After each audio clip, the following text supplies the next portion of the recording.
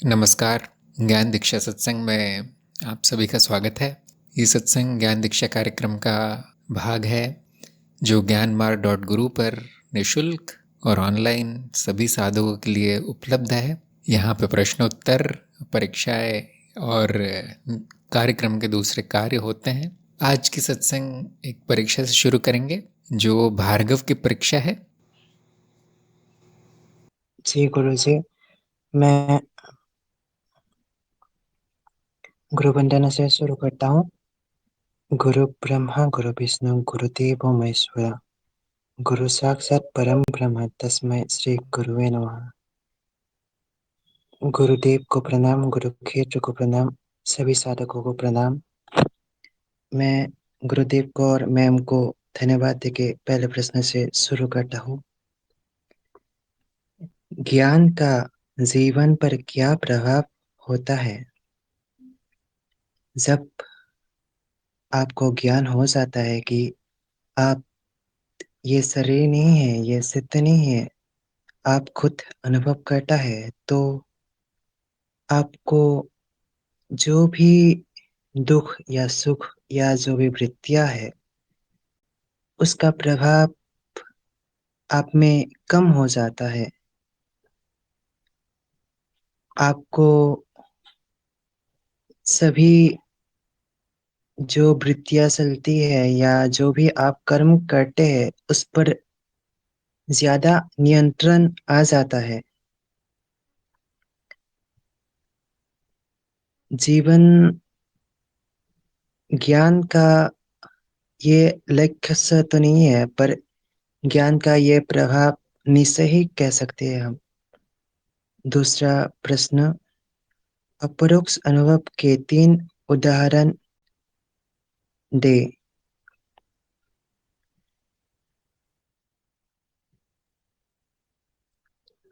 अपरोक्ष अनुभव यानी जो मुझे जो अनुभव हो रहा है, उसके 3 उदाहरण, जैसे देखना, किसी भी वस्तु को देखना या स्पर्श करना,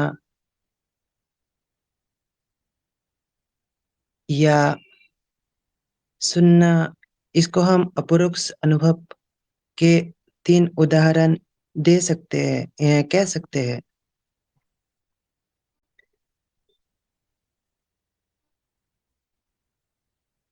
हालांकि जो अनुभव है उसको हम जो अनुभव है उसको विभक्त नहीं है, पर सिद्ध उस अनुभव को खंडित या विभाग में भक्त करके देखता है।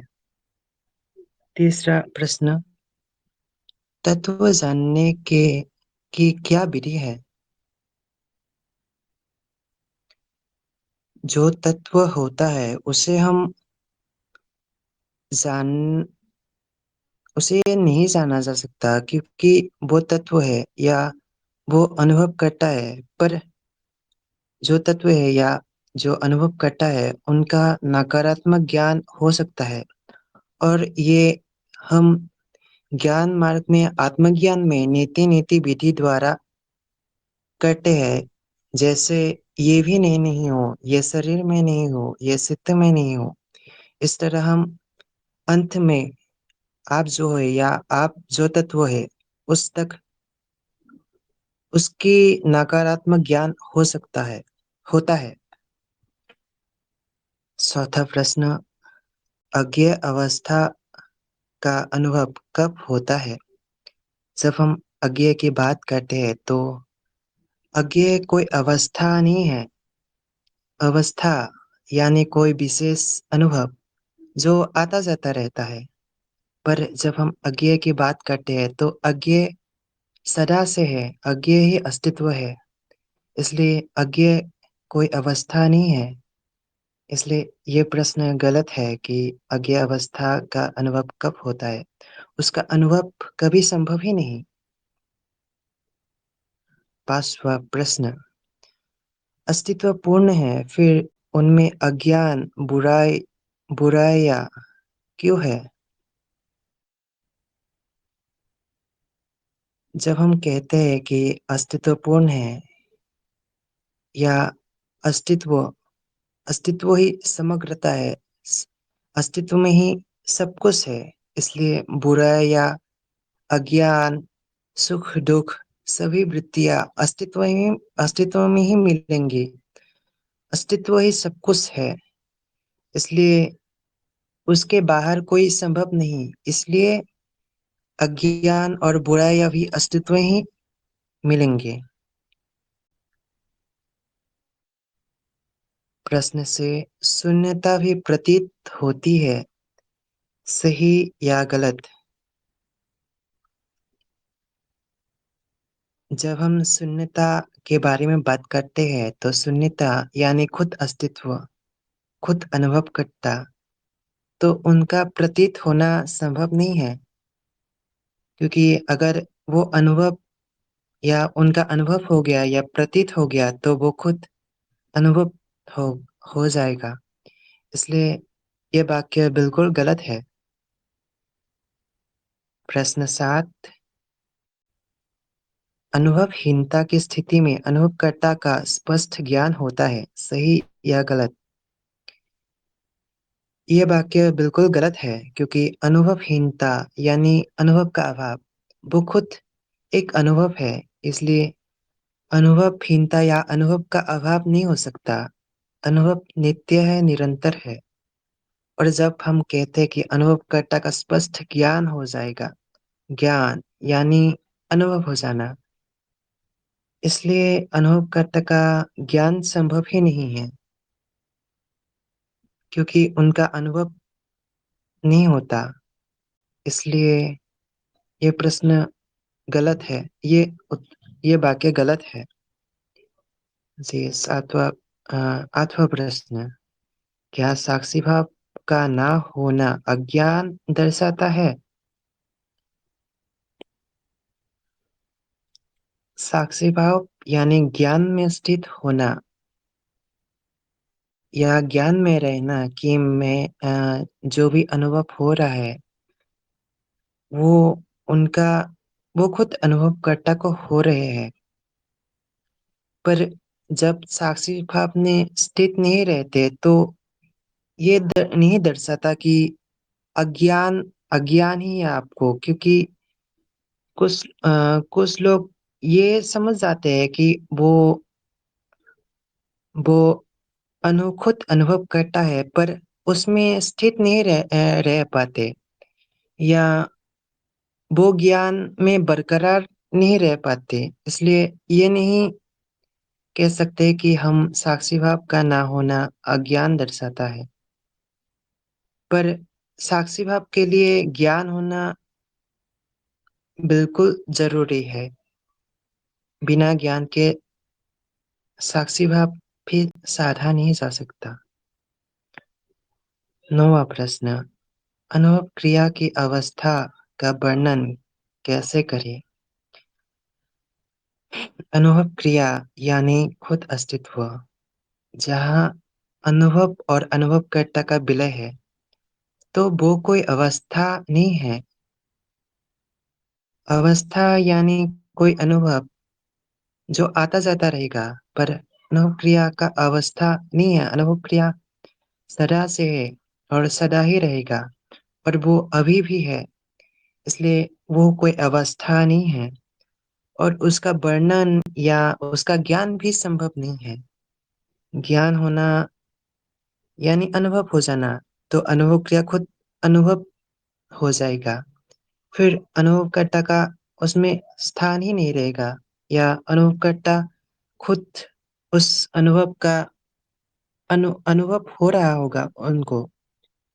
इसलिए उनका ज्ञान भी संभव नहीं या वर्णन भी संभव नहीं है। इसलिए ये प्रश्न गलत है। 10वां प्रश्न, मनन में सफलता के लिए किन गुणों का होना अनिवार्य है? मनन मनन में सफलता, मनन अर्थात जो भी गुरु के बानी है या जो भी श्रवण किया गया है उस विषय पर ही सोचना, या उस विषय पर ही विचार करना। तो अगर आप में जिज्ञासा नहीं होगा तो आप इस पथ या इस मार्ग पर ही नहीं आएंगे। तो जिज्ञासा और मुमुक्षुत्व, ये दोनों ही गुण बहुत ही आवश्यक है। उसके अलावा हम कह सकते हैं कि समर्पण भाव जो है वो थोड़ी बहुत ही, पर मनन श्रवण के लिए आवश्यक है। मनन के बाद जो भी जब सत्यापित हो जाए तो आपको आप पूरी तरह समर्पित हो जाएंगे। पर मनन से पहले भी या श्रवण के लिए भी थोड़ी बहुत समर्पित होना जरूरी है। जी गुरुजी, मेरे प्रश्नोत्तर ये समाप्त होते हैं। धन्यवाद, बहुत अच्छा प्रयास रहा आपका। आपको 8.5 अंक मिले हैं। 8.5 बहुत अधिक अंक है, बहुत कम लोगों को मिलते हैं। तो मुझे देखकर बहुत खुशी हुई कि आपका कार्यक्रम बहुत अच्छा रहा है अभी तक, और आगे भी अच्छा चलेगा, इसमें कोई अब शक नहीं है। तो आप चरण 4 में पहुंच गए हैं, आपको बधाई। धन्यवाद गुरुजी। मेरे पास धन्यवाद देने के सिवा और कुछ नहीं बोल सकता गुरुजी। और इस परिवार के लिए या जो जिन लोगों ने भी मेरे ऊपर थोड़ी बहुत मेहनत की है, और अबानी मैम, निशांत भैया, जो भी लोग हैं, अशोक भैया, सभी को बहुत बहुत धन्यवाद। बहुत खुशी की बात है, आपको लाभ मिला। चलते रहिए, चरण 4 में साक्षी भाव की साधना आप शुरू कर सकते हैं। वीडियो देख लीजिए और साप्ताहिक रिपोर्टें भेजते रहिए। तो आपके एक भी उत्तर गलत नहीं आया, और कुछ 1-2 प्रश्नों में आधे आधे अंक कटे हैं, जो कि पूरे भी मिल सकते थे। तो इतना अधिक चर्चा के लिए कुछ है नहीं। फिर भी हम समय बचने पर कुछ थोड़ी बहुत चर्चा करेंगे इनके प्रश्नों पे। तब तक आप लोगों के प्रश्न हम लेते हैं। यदि किसी को कोई प्रश्न हो तो भेज दीजिए लिखकर। बीच बीच में मैं परीक्षा के प्रश्न ले लूँगा। तो सत्याकाश का प्रश्न आया हुआ है, व्यक्ति माया है, शरीर मिथ्या है, फिर कर्म बंधन क्यों बन जाते हैं? इस कर्म बंधन के कारण हम मनो-शरीर रूप में बार बार क्यों जन्म लेते हैं? और क्यों सुख दुख भोगना पड़ता है जब सब कुछ माया और मिथ्या है? बहुत अच्छा प्रश्न है। ये देखने का प्रयास कीजिए कि कर्म बंधन भी मिथ्या है। क्या मैंने गलत कहा? कर्म बंधन भी मिथ्या है, जन्म भी मिथ्या है, और सुख दुख ये भी मिथ्या है। जैसे आपने लिखा है, सब कुछ माया या मिथ्या है, व्यक्ति, शरीर, सब कुछ। तो ये कहना तर्कपूर्ण नहीं होगा कि ये व्यक्ति माया, फिर ये नहीं बनना चाहिए कर्म बंधन, ये सुख दुख नहीं होना चाहिए। ये कहना तर्कपूर्ण कैसे होगा फिर? इस बारे में सोचिए। सत्याकाश को मैं कह रहा हूं, इस प्रश्न में ये मान्यता है आपके प्रश्न में कि अगर व्यक्ति माया है तो उसमें कुछ होना ही नहीं चाहिए। न उसका जन्म होना चाहिए, न कर्म बंधन होने चाहिए, न सुख दुख भोगना चाहिए, न विचार आने चाहिए, न भावना आनी चाहिए। यहाँ पे मनन में गलती है, क्योंकि वो माया है तो जो भी माया में होता है वो सब होगा। क्या ये बात सही है? ये देखिए, ऐसा कोई नियम नहीं है कि अगर ये माया है तो कुछ नहीं होना चाहिए फिर उसमें। ऐसा ऐसा सोचिए। और फिर भी कोई शंका बचे तो आप दोबारा पूछ सकते हैं। बहुत से लोग ये भी प्रश्न करते हैं कि व्यक्ति, मनुशरीर, जगत ये भी माया है, तो मैं जीवित कैसे हूँ? बड़ा मूलभूत प्रश्न है। उसके पीछे मान्यता है कि अगर ये सब झूठ है, माया है, तो कुछ किसी को जीवित नहीं होना चाहिए, जगत होना ही नहीं चाहिए। नहीं, माया का अर्थ ये नहीं होता कि वो नहीं है। माया का अर्थ ये है कि वो नहीं है जो हम समझते हैं, जो हम अज्ञानवश मान लेते हैं, वो नहीं है। सपने की तरह है, सत्य नहीं है। तो उसमें सपने के कर्म बंधन, सपने के सुख दुख, सपने के कर्म फल, सपने की आशाएं, सपने की इच्छाएं, ये पूरा प्रपंच होगा। यही बहुत बड़ा चमत्कार है। ये बहुत बड़ा चमत्कार है कि ऐसा हो रहा है। निशांत का प्रश्न आया है, तो काफी लंबा प्रश्न है, पढ़ता हूं फिर भी। कुछ दिनों पहले एक साधक का प्रश्न था कि अगर सभी जीव समाप्त हो गए और कोई अनुभव अब इंद्रियों के माध्यम से नहीं हो पा रहा है, तो उस स्थिति में अनुभव करता की क्या अवस्था होगी। इस पर मैंने मनन किया और यह इस प्रकार है कि उदाहरण लेके अगर सूर्य है और कई जल पात्रों में उसकी छवि दिख रही है, तो देखने वाले को कई सूर्य का अनुभव होता है, लेकिन सूर्य तो एक ही है। और अगर ये सारे जल पात्र टूट जाते हैं तो भी छवि चली जाएगी, लेकिन सूर्य तो फिर भी होगा। एक और उदाहरण ले तो अगर एक व्यक्ति के सामने हजारों शीशे रखे हैं तो हजारों छवि दिखेगी, लेकिन अनुभव के बावजूद भी व्यक्ति तो एक ही होगा। अगर सारे शीशे टूट जाए तो अनुभव भले ही ना हो छवि का, लेकिन व्यक्ति तो फिर भी है और रहेगा। इस तरह भले सारे जीव समाप्त हो जाए, कोई अनुभव ना हो, तो भी अनुभव करता तो रहेगा, क्योंकि अस्तित्व मूल है, वो कहीं नहीं जाता, सदा है, सदा रहेगा। उसकी स्थिति किसी और वस्तु पर निर्भर नहीं है, वह स्वतंत्र और स्वयंभू है। बस ये पूछने वाला कोई नहीं होगा कि अनुभव और अनुभव करता कौन है, मैं कौन हूँ, या अस्तित्व क्या है। बस होना मात्र रह जाएगा और अनगिनत संभावनाएं रह जाएंगी। क्या इस तरह का मनन सही है? कृपया प्रकाश डालें। हाँ जी, बहुत सटीक, बहुत सुंदर आपने उत्तर लिखा है, प्रश्न लिखा है। अब मैं उसमें बोलने का भी कुछ बचा नहीं है, आपने जो लिखा है वो पूर्ण है, सही है। तो एक बात मैं इसमें बताना चाहता हूँ कि ये प्रश्न काल्पनिक है। अगर सभी जीव समाप्त हो गए तो यहाँ पे कल्पना की जा रही है। अब जो मनन होगा वो थोड़ी कल्पना की दुनिया में चला जाएगा। आप लोग जान सकते हैं कि ऐसा कभी नहीं होगा कि सभी जीव समाप्त हो जाए, न ऐसा कभी हुआ है। क्यों ऐसा है? क्योंकि अस्तित्व समयहीन है, न कुछ शुरू होता है न कुछ समाप्त होता है। ये प्रतीत होता है ऐसा। अब क्या प्रतीत होता है? परिवर्तन की नदी, बस परिवर्तन की नदी बह रही है, बाकी कुछ और नहीं जाना जा सकता। क्या एक समय ऐसा था जहां जब कोई भी जीव नहीं था? क्या एक समय ऐसा आएगा जब कोई भी जीव नहीं रहेगा? ये सब काल्पनिक ख्याल है बस। फिर भी कोई बात नहीं, कभी कभी काल्पनिक प्रयोगों से, मानसिक प्रयोगों से काफी कुछ जाना जा सकता है, काफी प्रेरणा मिलती है, पर उसके पीछे अज्ञान नहीं होना चाहिए। फिर वैसे मुझे इस प्रश्न के पीछे कोई अज्ञान लग नहीं रहा है, बस अनुभव करता की स्थिति जानने का प्रयास हो रहा है। तो जब जीव है तो क्या होता है? जीव की स्मृति होती है, जीव में बुद्धि होती है। सभी जीवों में नहीं होगी, मनुष्य और ऊपर होगी। तो वहां पे अनुभव करता, अनुभव, अस्तित्व आदि का ज्ञान संभव है। ये बात ध्यान रखनी चाहिए कि अनुभव और ज्ञान में बहुत फर्क है, बहुत फर्क है। एक चीज नहीं है अनुभव और ज्ञान। तो ये मनोशरीर यंत्र या ये उपकरण होने के कारण ज्ञान संभव है। ये जो भी है उसका, जो भी मूलभूत तत्व आदि है, उसका ज्ञान संभव है।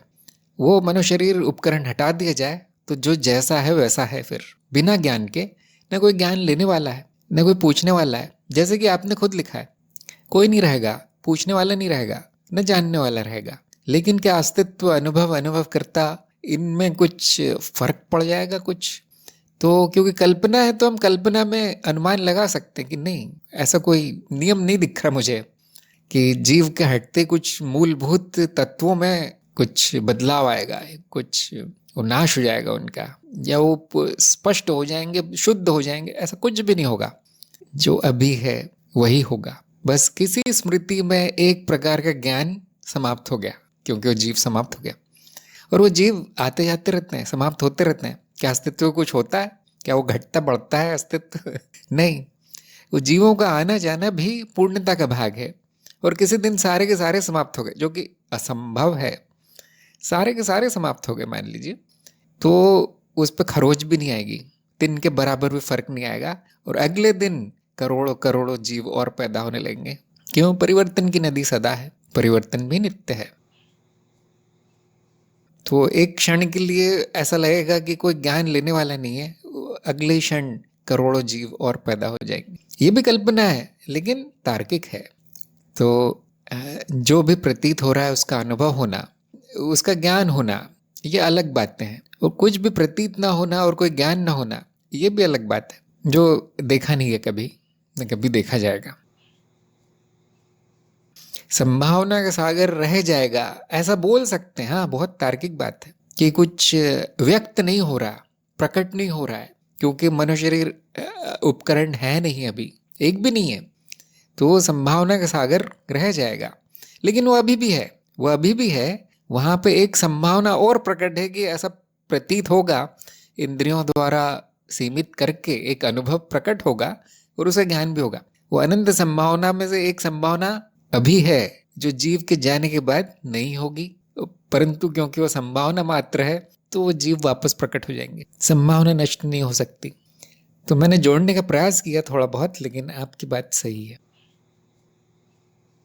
सब कुछ अभी, होना मात्र भी अभी है, अनंत संभावना भी अभी है, और वो थोड़ा सा खेल चल रहा है। अगर वो सब खेल में परिवर्तन हो सकता है, हाँ, जीव आ सकता है, जा सकता है, सारे जीव आ सकते हैं, सारे जीव जा सकते हैं, उससे कुछ फर्क नहीं पड़ता, जो है वो है।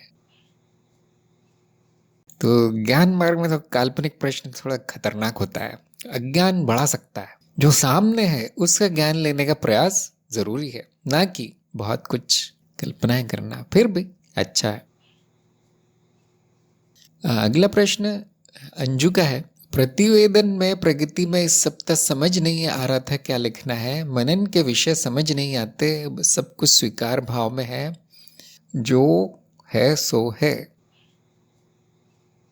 बहुत अच्छी बात है, ये तो बहुत खुशी की बात है। अगर कुछ मन में आ नहीं रहा है कि क्या लिखूं, तो यही लिख दीजिए कि सब ठीक है, इस सप्ताह सब ठीक चला।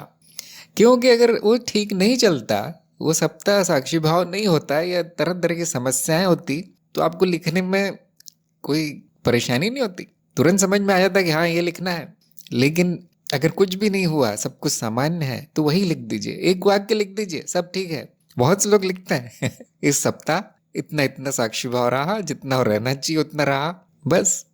ये मौन की स्थिति है कि अब क्या बोलूं मैं, सब कुछ तो ठीक है, बस उतना ही लिख देना है, सब ठीक है। ऐसे तीन शब्द लिख देंगे, वही आपका प्रतिवेदन हो जाएगा। ध्यान दीजिए, प्रतिवेदन भी आप ही लोगों के लिए है, आप ही के लिए है। क्या हुआ है प्रतिवेदन या रिपोर्ट के कारण आपका संकल्प बड़ा है।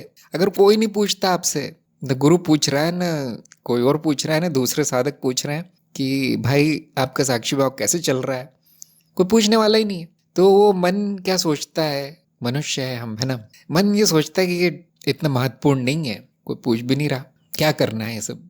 वो वापस माया में लीन हो जाता है, भुला दिया जाता है ज्ञान। कम से कम कोई पूछ रहा है, अरे मुझे भेजना है कुछ लिख के, तो कम से कम वो संकल्प आपका थोड़ा सा बढ़ जाता है। इसी बहाने कि गुरु जी को बताना पड़ेगा, चलो साधना कर लेते हैं थोड़ी, तो मैंने वो डाला है। नहीं तो रिपोर्ट आप ही के लिए है, देखिए सब कुछ आप ही के लिए है।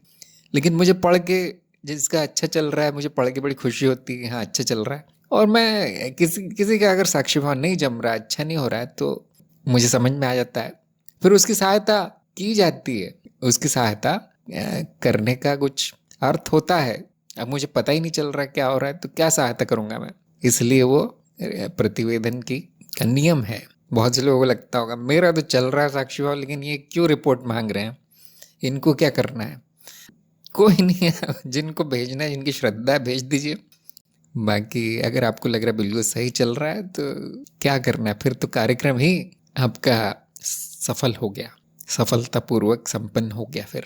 लेकिन जिनको ये लगता है कि नहीं मेरा संकल्प कमज़ोर है, मुझे साक्षी भाव में सहायता की ज़रूरत है, उनको चरण 4 जारी रखना चाहिए, आप ही के लिए हो।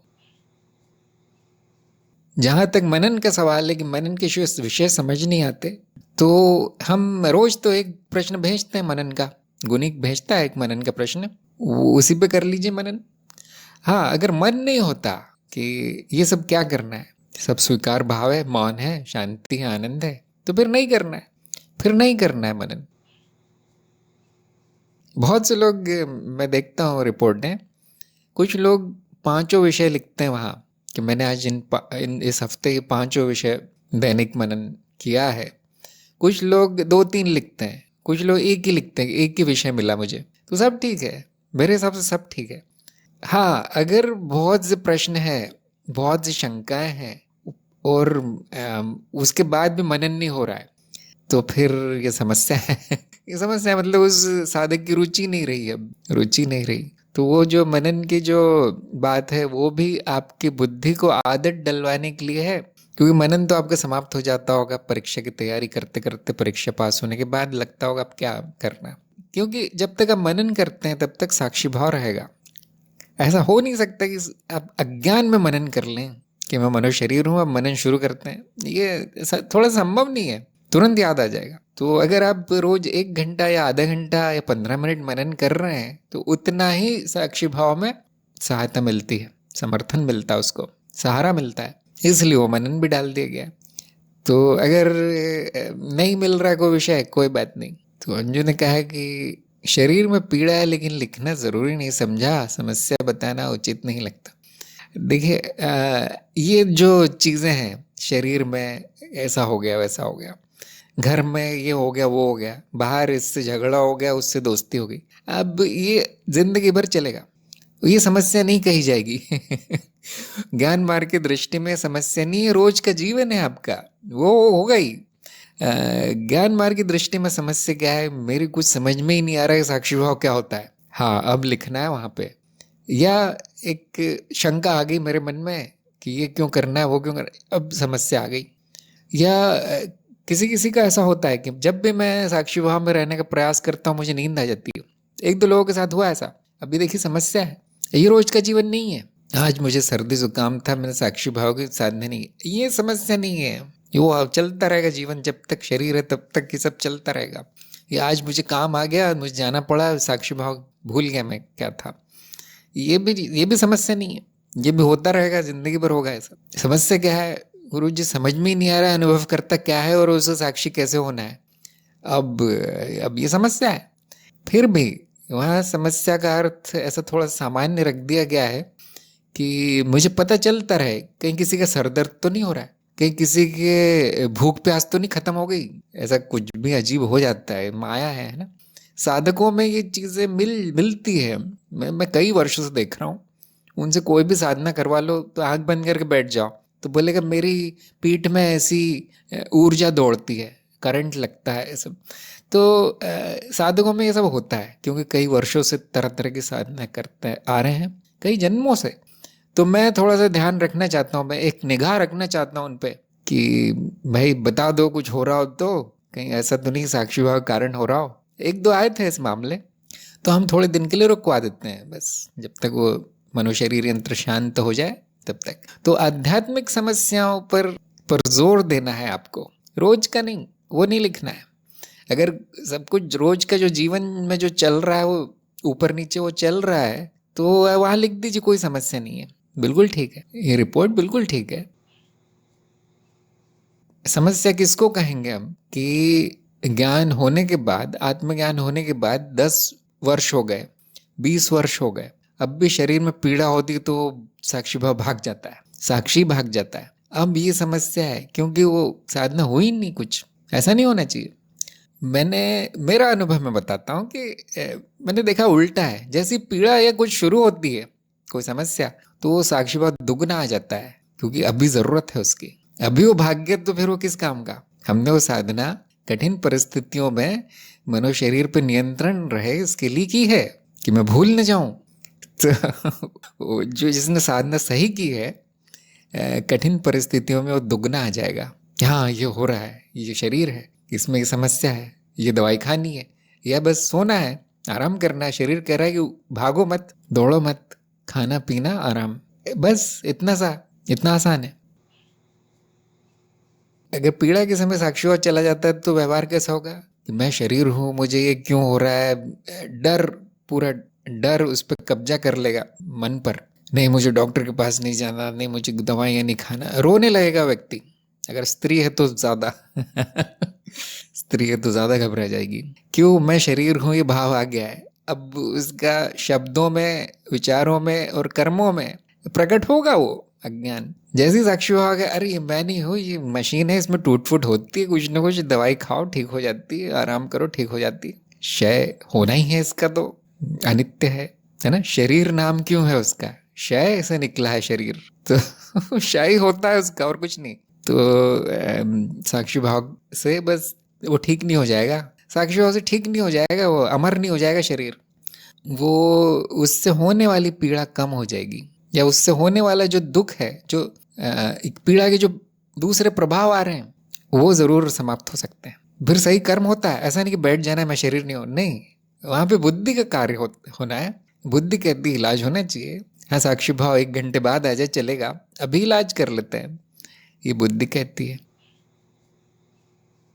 अब मेरे तो समझ में नहीं आता कैसे जा सकता है साक्षी भाव, कैसे? वो तो और आ जाना चाहिए, या कम से कम इतना ज़रूर याद आना चाहिए कि हाँ, ये शरीर है, अब यहाँ पे बहुत ज़्यादा साधना करके फ़ायदा नहीं है, अब जो ज़रूरी है वो कर्म करना है। वैसे भी साधना या साक्षी भाव कोई कर्म है नहीं, तो वो छोड़ा नहीं जा सकता, और आप उसको लाया भी नहीं जा सकता। तो ये सब समस्याएं नहीं है। समस्या ये है कि अगर वो साधक साक्षी भाव के साधना समझ ही नहीं पाए वो क्या है, मैं मनन क्यों मेरे को दिया गया करने के लिए दैनिक एक प्रश्न, क्यों ये बुद्धि पे जोर क्यों डलवा रहे हैं हम जबरदस्ती? अनुशासित कार्यक्रम में आपको पहले ही हमने बता दिया था कि इसमें वो मानना जरूरी है, वो आपकी भलाई के लिए है ना। जाना ही नहीं गया है कि कार्यक्रम में ये सब क्यों कर रहे हैं हम, वो समस्या है। अगर किसी को शंका है कि ये क्यों हो रहा है, वो क्यों हो रहा है, तो जरूर पूछिए सत्संग में, क्योंकि अर्थहीन होगा वो करना अगर आप जानते नहीं हो क्यों हो रहा है, क्यों किया जा रहा है ये कार्यक्रम, इस प्रकार से क्यों चल रहा है, ये क्यों बताया मुझे करने के लिए। इस प्रकार किसी को शंका है तो जरूर पूछिए। वैसे तो वो कार्यक्रम के निर्देशों में सब कुछ अच्छे से बता दिया गया है कि हाँ, ये चीज़ इसके लिए करनी है, वो चीज़ उसके लिए करनी है, इससे ये होगा, लिखना आपको इसके लिए है, बुद्धि अनुशासित होगी, उसका महत्व मन में संस्कार पड़ेगा, ये सब बताया गया है। देखिए, फिर भी किसी को शंका है तो पूछ सकते हैं। अंजू ने कहा था वो मनन में करती हूँ, बस वही लिख देना है, फिर वही मनन है। जो प्रश्न आ गया, प्रश्न दिख गया आपको टेलीग्राम पे, तो आप देखेंगे वो मनन शुरू हो जाएगा, क्योंकि रोकने वाला कोई है नहीं व्यक्ति नहीं है, करता नहीं है, तो वो जो बुद्धि है वो वहीं चलना शुरू हो जाती है। अरे ये क्या प्रश्न आ गया आज, वो मनन शुरू हो जाता है। अगर आप खाली हैं, आपको कोई परेशान करने वाला नहीं है, अगर आपके पास 10-15 मिनट का समय खाली है, तो आप देखेंगे उस पर विचार शुरू हो ही जाता है। यांत्रिक है ये बुद्धि। मैं ये सब जानता हूँ, इसीलिए आपको यही ग्रुप में ही भेजा जाता है प्रश्न। कहाँ पकड़ाई में आएंगे आप लोग, यहीं आएंगे ना। आपको इसलिए जोड़ा गया यहाँ पे कि भाग न जाए कार्यक्रम करके कोई। वैसे मजाक कर रहा हूँ मैं, लेकिन उसका बहुत फायदा होता है कि आपने वो प्रश्न देखा। अब आपको विषय ढूंढ ढूंढ के लाने की जरूरत नहीं है कि मेरे में अज्ञान कहाँ बचा है, चलो ढूंढता हूँ। वो अपने आप ही हो जाता है। या कोई और पूछ लेता है कभी कभी कि इसका क्या अर्थ है, उसका क्या अर्थ है, तो आप देखेंगे आपकी बुद्धि काम करना शुरू कर देती है। कोई किसी ने भी पूछा हो प्रश्न, जैसे कोई दोस्त, कोई व्यक्ति आपको समस्या बताए कोई कि अरे ये नहीं हो रहा है, वो नहीं हो रहा है, ऐसा नहीं हुआ, तो आप देखेंगे आपकी बुद्धि उसका हल ढूंढना शुरू कर देती है समस्या सुनते ही साथ, भले ही उसने पूछा ना हो आपसे। यांत्रिक है ये चीज़, इसको कैसे ठीक करना तुरंत शुरू हो जाता है अंदर। तो इसीलिए वो प्रश्न भेजे जा रहे हैं। वही अगर आप उनको देख भी लें दिन में 1-2 बार, और अगर आपको उत्तर आता है कोई बात नहीं, कोई आगे मनन करने की ज़रूरत नहीं है। नहीं आता तो 5 मिनट सोच लीजिए और वही रिपोर्ट में लिख दीजिए। ज़रूरी नहीं कि आपको प्रश्न पूरा का पूरा लिखना है, उसकी जो विषय वस्तु है प्रश्न की, एक शब्द लिख दीजिए।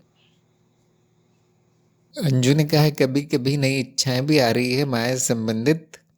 कोई बात नहीं, इच्छाओं का आना प्राकृतिक है, और सारी इच्छाएं माया से ही संबंधित होती है। सत्य से संबंधित कोई इच्छा होती नहीं है। अनुभव करता कि कोई इच्छा नहीं है, इच्छाहीन है वो, तो आने दीजिए।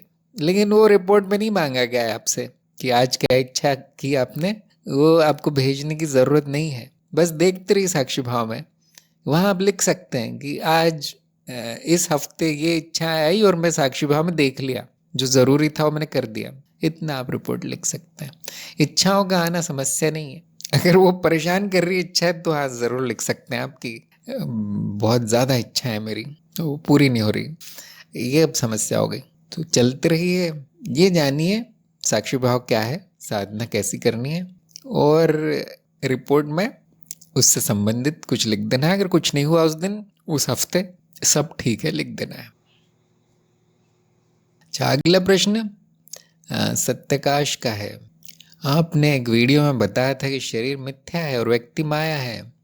इसका अर्थ जो शब्द है वो माया है और जो प्रकट है वो मिथ्या है। इसका अर्थ ये हुआ जो आभासिक है वो माया है और जो प्रकट है वो तथ्य है, माया है। क्या मैंने ठीक समझा है? क्योंकि शब्दों को हटा देने के बाद केवल अज्ञेयता ही बचता है, केवल मौन है, माया को भी नहीं जाना जा सकता। मैंने यही जाना है।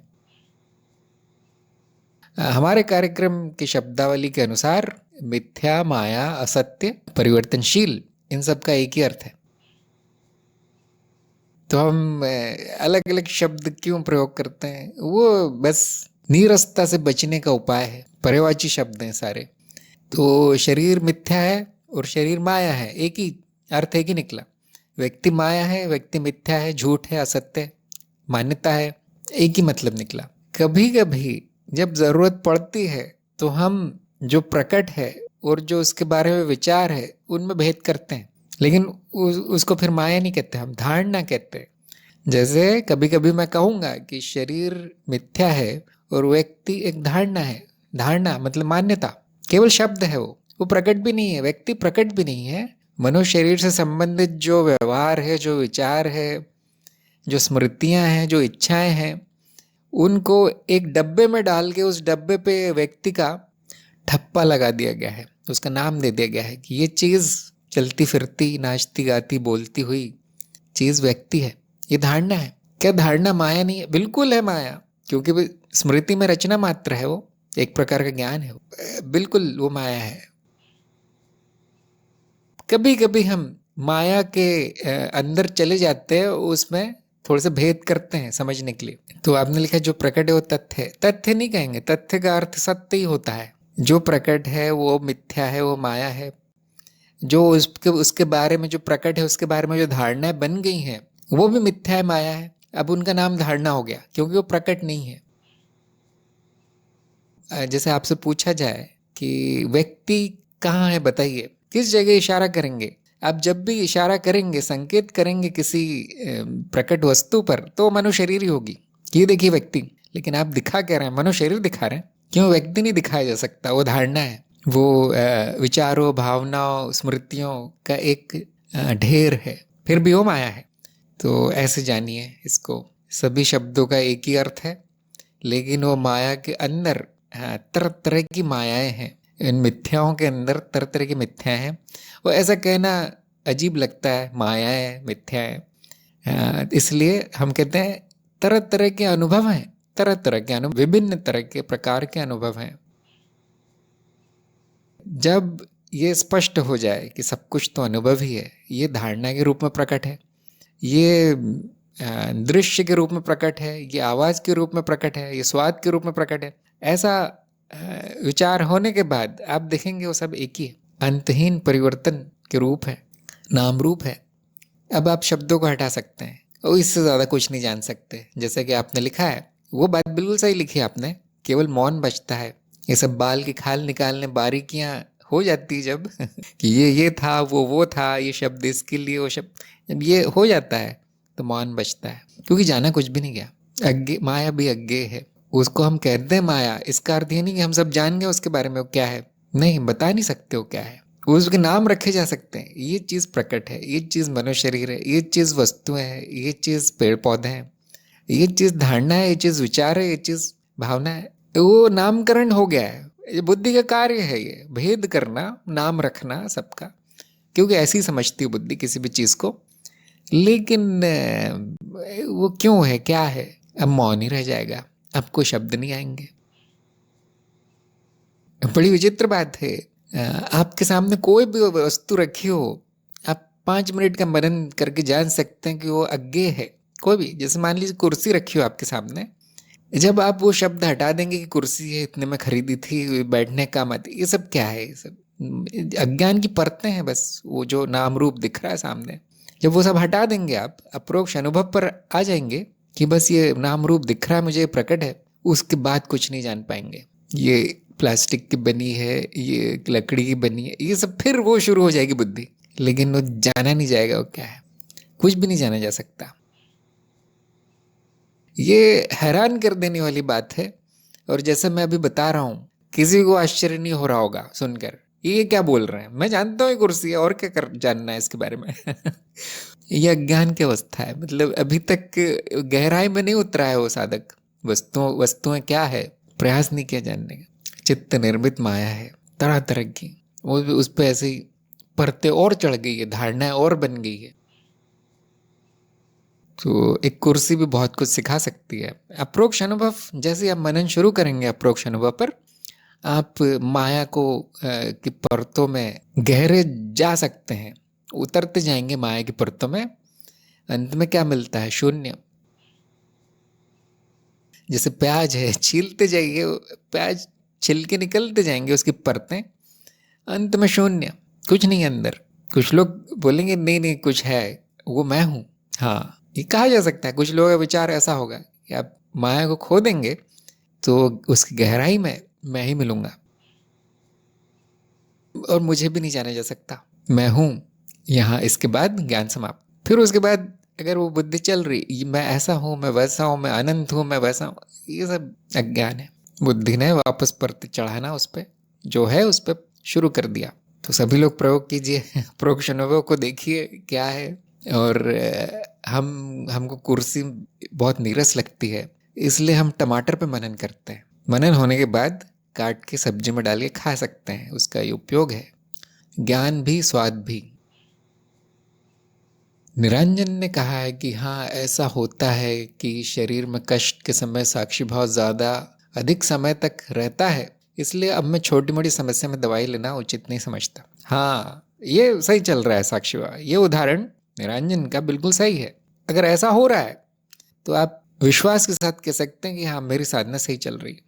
कभी कभी ये होगा कि वो चिंता इतनी बढ़ जाएगी शरीर को लेकर कि मैं साक्षी हूँ, ये माया है, ये सब भुला दिया जाएगा, जो कि प्राकृतिक है। घबराने की बात नहीं, जब उसका इलाज हो जाएगा वो आ जाएगा वापस साक्षी भाव। लेकिन जब लंबी साधना हो गई आपकी वर्षों की, उसके बाद भी हो रहा है, अब उसको हम समस्या कहेंगे, क्योंकि उसमें गहराई नहीं है, सतही साक्षी भाव है फिर वो। तो जैसे आप एक हफ्ता हो गया और आप कह रहे हैं कि हाँ चला जाता है वो साक्षी भाव, कुछ समस्या आ जाए तो जीवन में, तो मैं जान सकता हूँ और मैं मान लेता हूँ कि हाँ ऐसा ही होगा। अब कई वर्ष हो गए हैं, सारा ज्ञान स्थापित है, आप हर प्रश्न का उत्तर दे देते हैं। आप कोई भी किताब खोल लें, कुछ भी पढ़ लें, आप जान जाते हो क्या है, किसने लिखा है, क्यों लिखा है, मतलब ज्ञानी हो गए हैं। लेकिन कोई छोटी सी चीज़ आ जाए, साक्षी भाव गायब हो जाता है। मैं मनो शरीर हूँ, दुनिया, ये जगत सब पूरी तरह सत्य है। तो फिर कैसे कह सकते हैं कि ज्ञान हुआ? ज्ञान भी हुआ होगा, परंतु साधना में कमी रह गई। फिर उसको औपचारिकता मान लिया, अपने फॉर्मेलिटी, उसको मन से नहीं किया, उसके साथ प्रेम नहीं हुआ अभी तक, साक्षी से प्रेम नहीं हुआ। साक्षी बस पड़ोसी है, कभी कभी मिल लेते हैं उससे कभी कभी मिल लेते हैं, बाकी समय भुला देते हैं। जिससे प्रेम हो जाए उसको भुलाना संभव नहीं है। और जब मुसीबत आती है तो जिससे प्रेम है उसकी सबसे पहले याद आती है। कब होगा प्रेम? जब इसका महत्व सबसे ज्यादा होगा आपके जीवन में। ज्ञान का महत्व, स्वयं का महत्व, अध्यात्म का महत्व। वो अध्यात्म स्वयं के बारे में ही है जो भी है।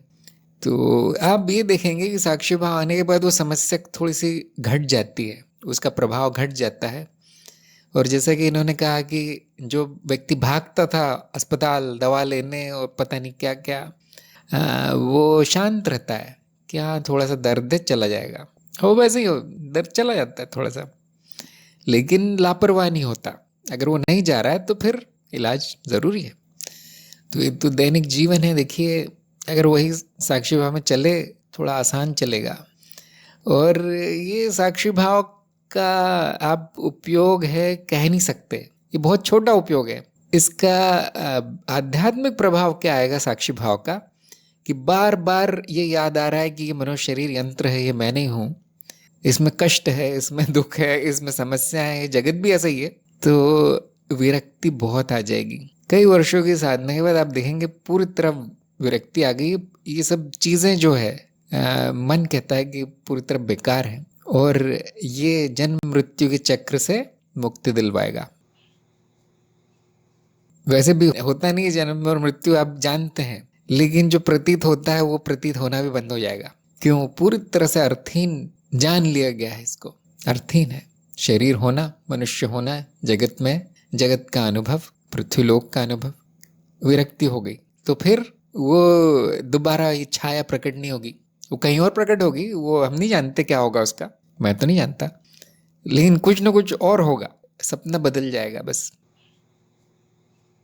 ये आध्यात्मिक लाभ है जिसके बारे में हम ज़्यादा बोलते नहीं है, क्योंकि आप लोग तो दैनिक जीवन में ही संघर्ष कर रहे हैं साक्षी भाव को लेकर, लेकिन उसके आध्यात्मिक लाभ है। जैसे आप देखेंगे कि मेरा कोई संबंधी है नहीं, साक्षी भाव क्या कहता है, किसी से संबंध नहीं है मेरा, सब मैं ही हूँ, दो नहीं है तो संबंध नहीं होगा। आप देखें कर्म बंधन टूट गए, यहाँ कुछ नहीं करना पड़ा आपको, किसी को घर से नहीं निकालना पड़ा, आपको घर से नहीं भागना पड़ा, कुछ कुछ भी नहीं करना पड़ा, कर्म बंधन टूट गया। और अधिकतर जो साधुओं की समस्या क्या है कि वो जो पुनर्जन्म होता है वो कर्म बंधन के कारण होता है, तो वो समाप्त हो गया। तो ये आध्यात्मिक लाभ के लिए हम साक्षी भाव की साधना बताते हैं। अगर जीवन में छोटा मोटा दर्द है, छोटी मोटी समस्या, उसमें काम आ गया तो कोई बात नहीं, लेकिन वो उसका लक्ष्य नहीं है। देखिए, साक्षी भाव की साधना का लक्ष्य बहुत बड़ा है, बहुत बड़ा है। जो तंत्र बोधि में है वो जानते हैं इसका महत्व। तंत्र बोधि में जो लोग हैं, जो सुन रहे हैं सत्संग, वो समझ गए होंगे आध्यात्मिक महत्व बहुत है साक्षी भाव का। आपके दैनिक जीवन में क्या हो रहा है किसी को नहीं पड़ी, आप भी कहेंगे छोटा मोटा प्रयोग में दैनिक जीवन में कर रहा हूँ साक्षी भाव का, लेकिन वो बहुत छोटा प्रयोग है। मैं ऐसा नहीं कहता कि नहीं करना चाहिए, उसका लाभ नहीं लेना चाहिए, लीजिए बिल्कुल। अंत में इस साधना का आध्यात्मिक लाभ है, आपको बताया गया। चरण 4 में एक पाठ है जो विकास क्रम से संबंधित है, उसमें ये सब बताया गया। साक्षी भाव करेगा क्या अंत में, बहुत शक्तिशाली साधना है। इस सृष्टि की सबसे शक्तिशाली साधना साक्षी भाव है। फिर भी क्योंकि आप लोग शुरुआत कर रहे हैं अभी, और क्योंकि ये अनुभव आधारित है, जब तक अनुभव नहीं होगा आप जान नहीं पाएंगे कि कितनी बड़ी चीज़ है, तो आपको ऐसी ढील दे दी जाती है कि चलो आप जो जैसा चाहिए वैसा कर लो, शुरुआत कर दो, क्योंकि कई जन्म लगेंगे। बहुत लोगों में कहता हूँ तो उनको बुरा लगता है, कई जन्म लगते हैं इन चीज़ों में, क्योंकि माया है। कोई कोई बड़ा भाग्यशाली होता है, कुछ ही दिनों में उसका काम हो जाता है, जो भी उसका लक्ष्य वो प्राप्त हो जाता है। बाकी जो आम साधक है उनको बहुत समय लगता है। तो एक आध हफ्ते ये नहीं हुआ, एक आध हफ्ते वो नहीं हुआ, कोई बात नहीं, भूल जाइए, वो कई जन्मों की बात है। अच्छा, अगला प्रश्न है यादव का। गत सत्संग में गीता और अर्जुन के प्रसंग को लेकर ब्रह्म ज्ञान के बारे में आया मेरा प्रश्न, उस पर मनन करने के लिए आपका सुझाव था। वो प्रश्न किस पृष्ठभूमि से आया था उसका वर्णन थोड़ा लंबा हो गया, इसलिए वो सब यहाँ नहीं रखा। इसमें मेरा मनन का सार इस तरह आया है। सारे अनुभव मुझ में हो रहे हैं, कोई भी अनुभव मुझसे बाहर या मुझसे भिन्न नहीं है, कोई भी अनुभव मैं नहीं हूँ। अब ये ज्ञान हो गया, फिर भी इस तरह का अभाव अभी तक नहीं हुआ जैसा कि उन पुराणों में कथाओं के पात्र कह रहे हैं। यहाँ पर बुद्धि थोड़ा संशय दिखता है, मार्गदर्शन कीजिए। हाँ, ऐसा नहीं होगा कि मेरा अनुभव ठीक वैसा हो जैसा उस व्यक्ति का हुआ, इस व्यक्ति का हुआ। बड़ा साधारण सा अनुभव होगा। 99% साधकों को कोई विचित्रता नहीं दिखेगी इसमें कि सब कुछ मैं ही हूँ और एक ही है ये अनुभव करता, ब्रह्म वही है। इसमें कुछ विचित्रता नहीं दिखेगी, कुछ अलग सा नहीं होगा। कभी कभी इतना बस हो जाएगा कि हाँ सब जान गया मैं, सारे प्रश्न शांत, बुद्धि शांत, आनंद, शांति हो गया। 99% ऐसा ही होगा। इस कथा में इसको ये हुआ था, उस कथा में इसको वो हुआ था, उसका कोई महत्व नहीं रह जाता फिर, क्योंकि ये नियम नहीं है कि जो कथाओं में हुआ है वो सबको होगा। देखिए वो कथा क्यों बनी, क्योंकि वो बड़ा असामान्य चमत्कारी अनुभव है। अगर वो कथा में कहता है कि इसको बस आनंद और शांति मिल गई, इसके प्रश्न समाप्त हो गए, अब इसका विकास शुरू हो गया, तो वो कथा कोई नहीं पढ़ता। तो नीरस कथा होती। क्यों कथा में सब कुछ बड़ा चढ़ा के और जो जीवन से बड़ा दिखाया जाता है। जैसे आपके सिनेमा, वो हीरो 20 गोलियां उसको लगी है फिर भी वो लड़ रहा है, जबकि यथार्थ क्या है जीवन में, छोटी सी चोट भी लग जाती है तो आप घर में बैठ जाते हैं। सभी 99% ऐसा ही होगा। 20 गोलियों की बात नहीं होगी, कल्पना भी नहीं कर सकते आप तो वो सिनेमा में फिर ऐसा क्यों दिखाया है? देखिए वो कोई नहीं देखेगा वो सिनेमा, अगर वो उसको एक डंडा पड़ गया और घर में जाके वो मर गया तो हीरो कौन देखेगा उसको? तो यादव का में आप में समस्या है कि आपने कथा को सत्य मान लिया। वो नीरसता से बचने का उपाय है, उसका प्रभाव बहुत ज्यादा पड़े इसलिए उसमें इतना चमत्कारी रूप में वर्णन है। नहीं तो कोई नहीं पढ़ता उनको, उनसे कोई प्रभावित नहीं होता, उनसे कोई प्रेरणा नहीं लेता, उसमें जो ज्ञान भरा है उससे किसी को लाभ नहीं होता। ऐसे सोचिए, सत्य मिर्ची मसाला डालने से भी सत्य ही रहता है, ऐसा सोचिए। और सादा उबला हुआ पानी की तरह स्वाद है उसका, तो भी वो सत्य है। फिर भी आप प्रयास जारी रखिए, ऐसे अनुभव ढूंढिए जिससे कि आपका मन शिकायत करना बंद कर दे। इसमें कोई बुराई नहीं, मुझे भी वैसा ही अनुभव चाहिए जैसे किसी और को हुआ था हजारों साल पहले, कोई बुराई नहीं है। अब वैसा गुरु ढूंढिए जो अनुभव दिलवा दे, वैसा मार्ग ढूंढिए जहां पे वो चमत्कारी अनुभव प्रकट हो जाए। ज्ञान उतना ही है, सत्य उतना ही है, लेकिन वो मिर्ची मसाला डाल के हिंदी सिनेमा बना के मिलेगा आपको उसका, तो आपका सारा जीवन ऐसा ही हो जाएगा, उस अनुभव के पीछे भागने में बीत जाएगा। ये कोई बुराई नहीं है, पहले ये जान लीजिए कि वो अनुभव होने के बाद वापस सादा सरल शांत सात्विक जीवन। बहुत से लोग ऐसे कि ये ज्ञान मार्ग ऐसी शाब्दिक है, नीरस है, बुद्धि का खिलवाड़ है, कोई सत्य नहीं है, मुझे वो अनुभव चाहिए जो इस बड़े गुरु ने बताया था, हिमालय में जाके मिलेगा। कोई बात नहीं कोई बात नहीं, वही मिलेगा जो बताया गया है, नीरस शब्दों में, एक दो वाक्य में जो बता दिया गया है वो परम सत्य है। अब आपको उसको जो खिचड़ी पकानी पका सकते हो जिंदगी भर, कई जन्म। ज्ञान मार्ग में ये आप कह सकते हैं फायदा है कि आप जान गए हैं, अब उसकी इतनी ज्यादा बेचैनी नहीं रहेगी, ये क्यों नहीं हो रहा, ये क्यों नहीं हो रहा, सत्य नहीं जानता, नहीं जानता, नहीं, ये बेचैनी समाप्त हो जाएगी। बस बाद में आप खेल के रूप में हर प्रकार का अनुभव ले सकते हैं। एक कथा क्यों, आप जो हजार कथाएं है ना उपनिषदों में, आदि आदि हजारों कथाएं, अब हजारों कथाओं के पात्रों को क्या अनुभव हुआ था सारा ले लीजिए। क्यों?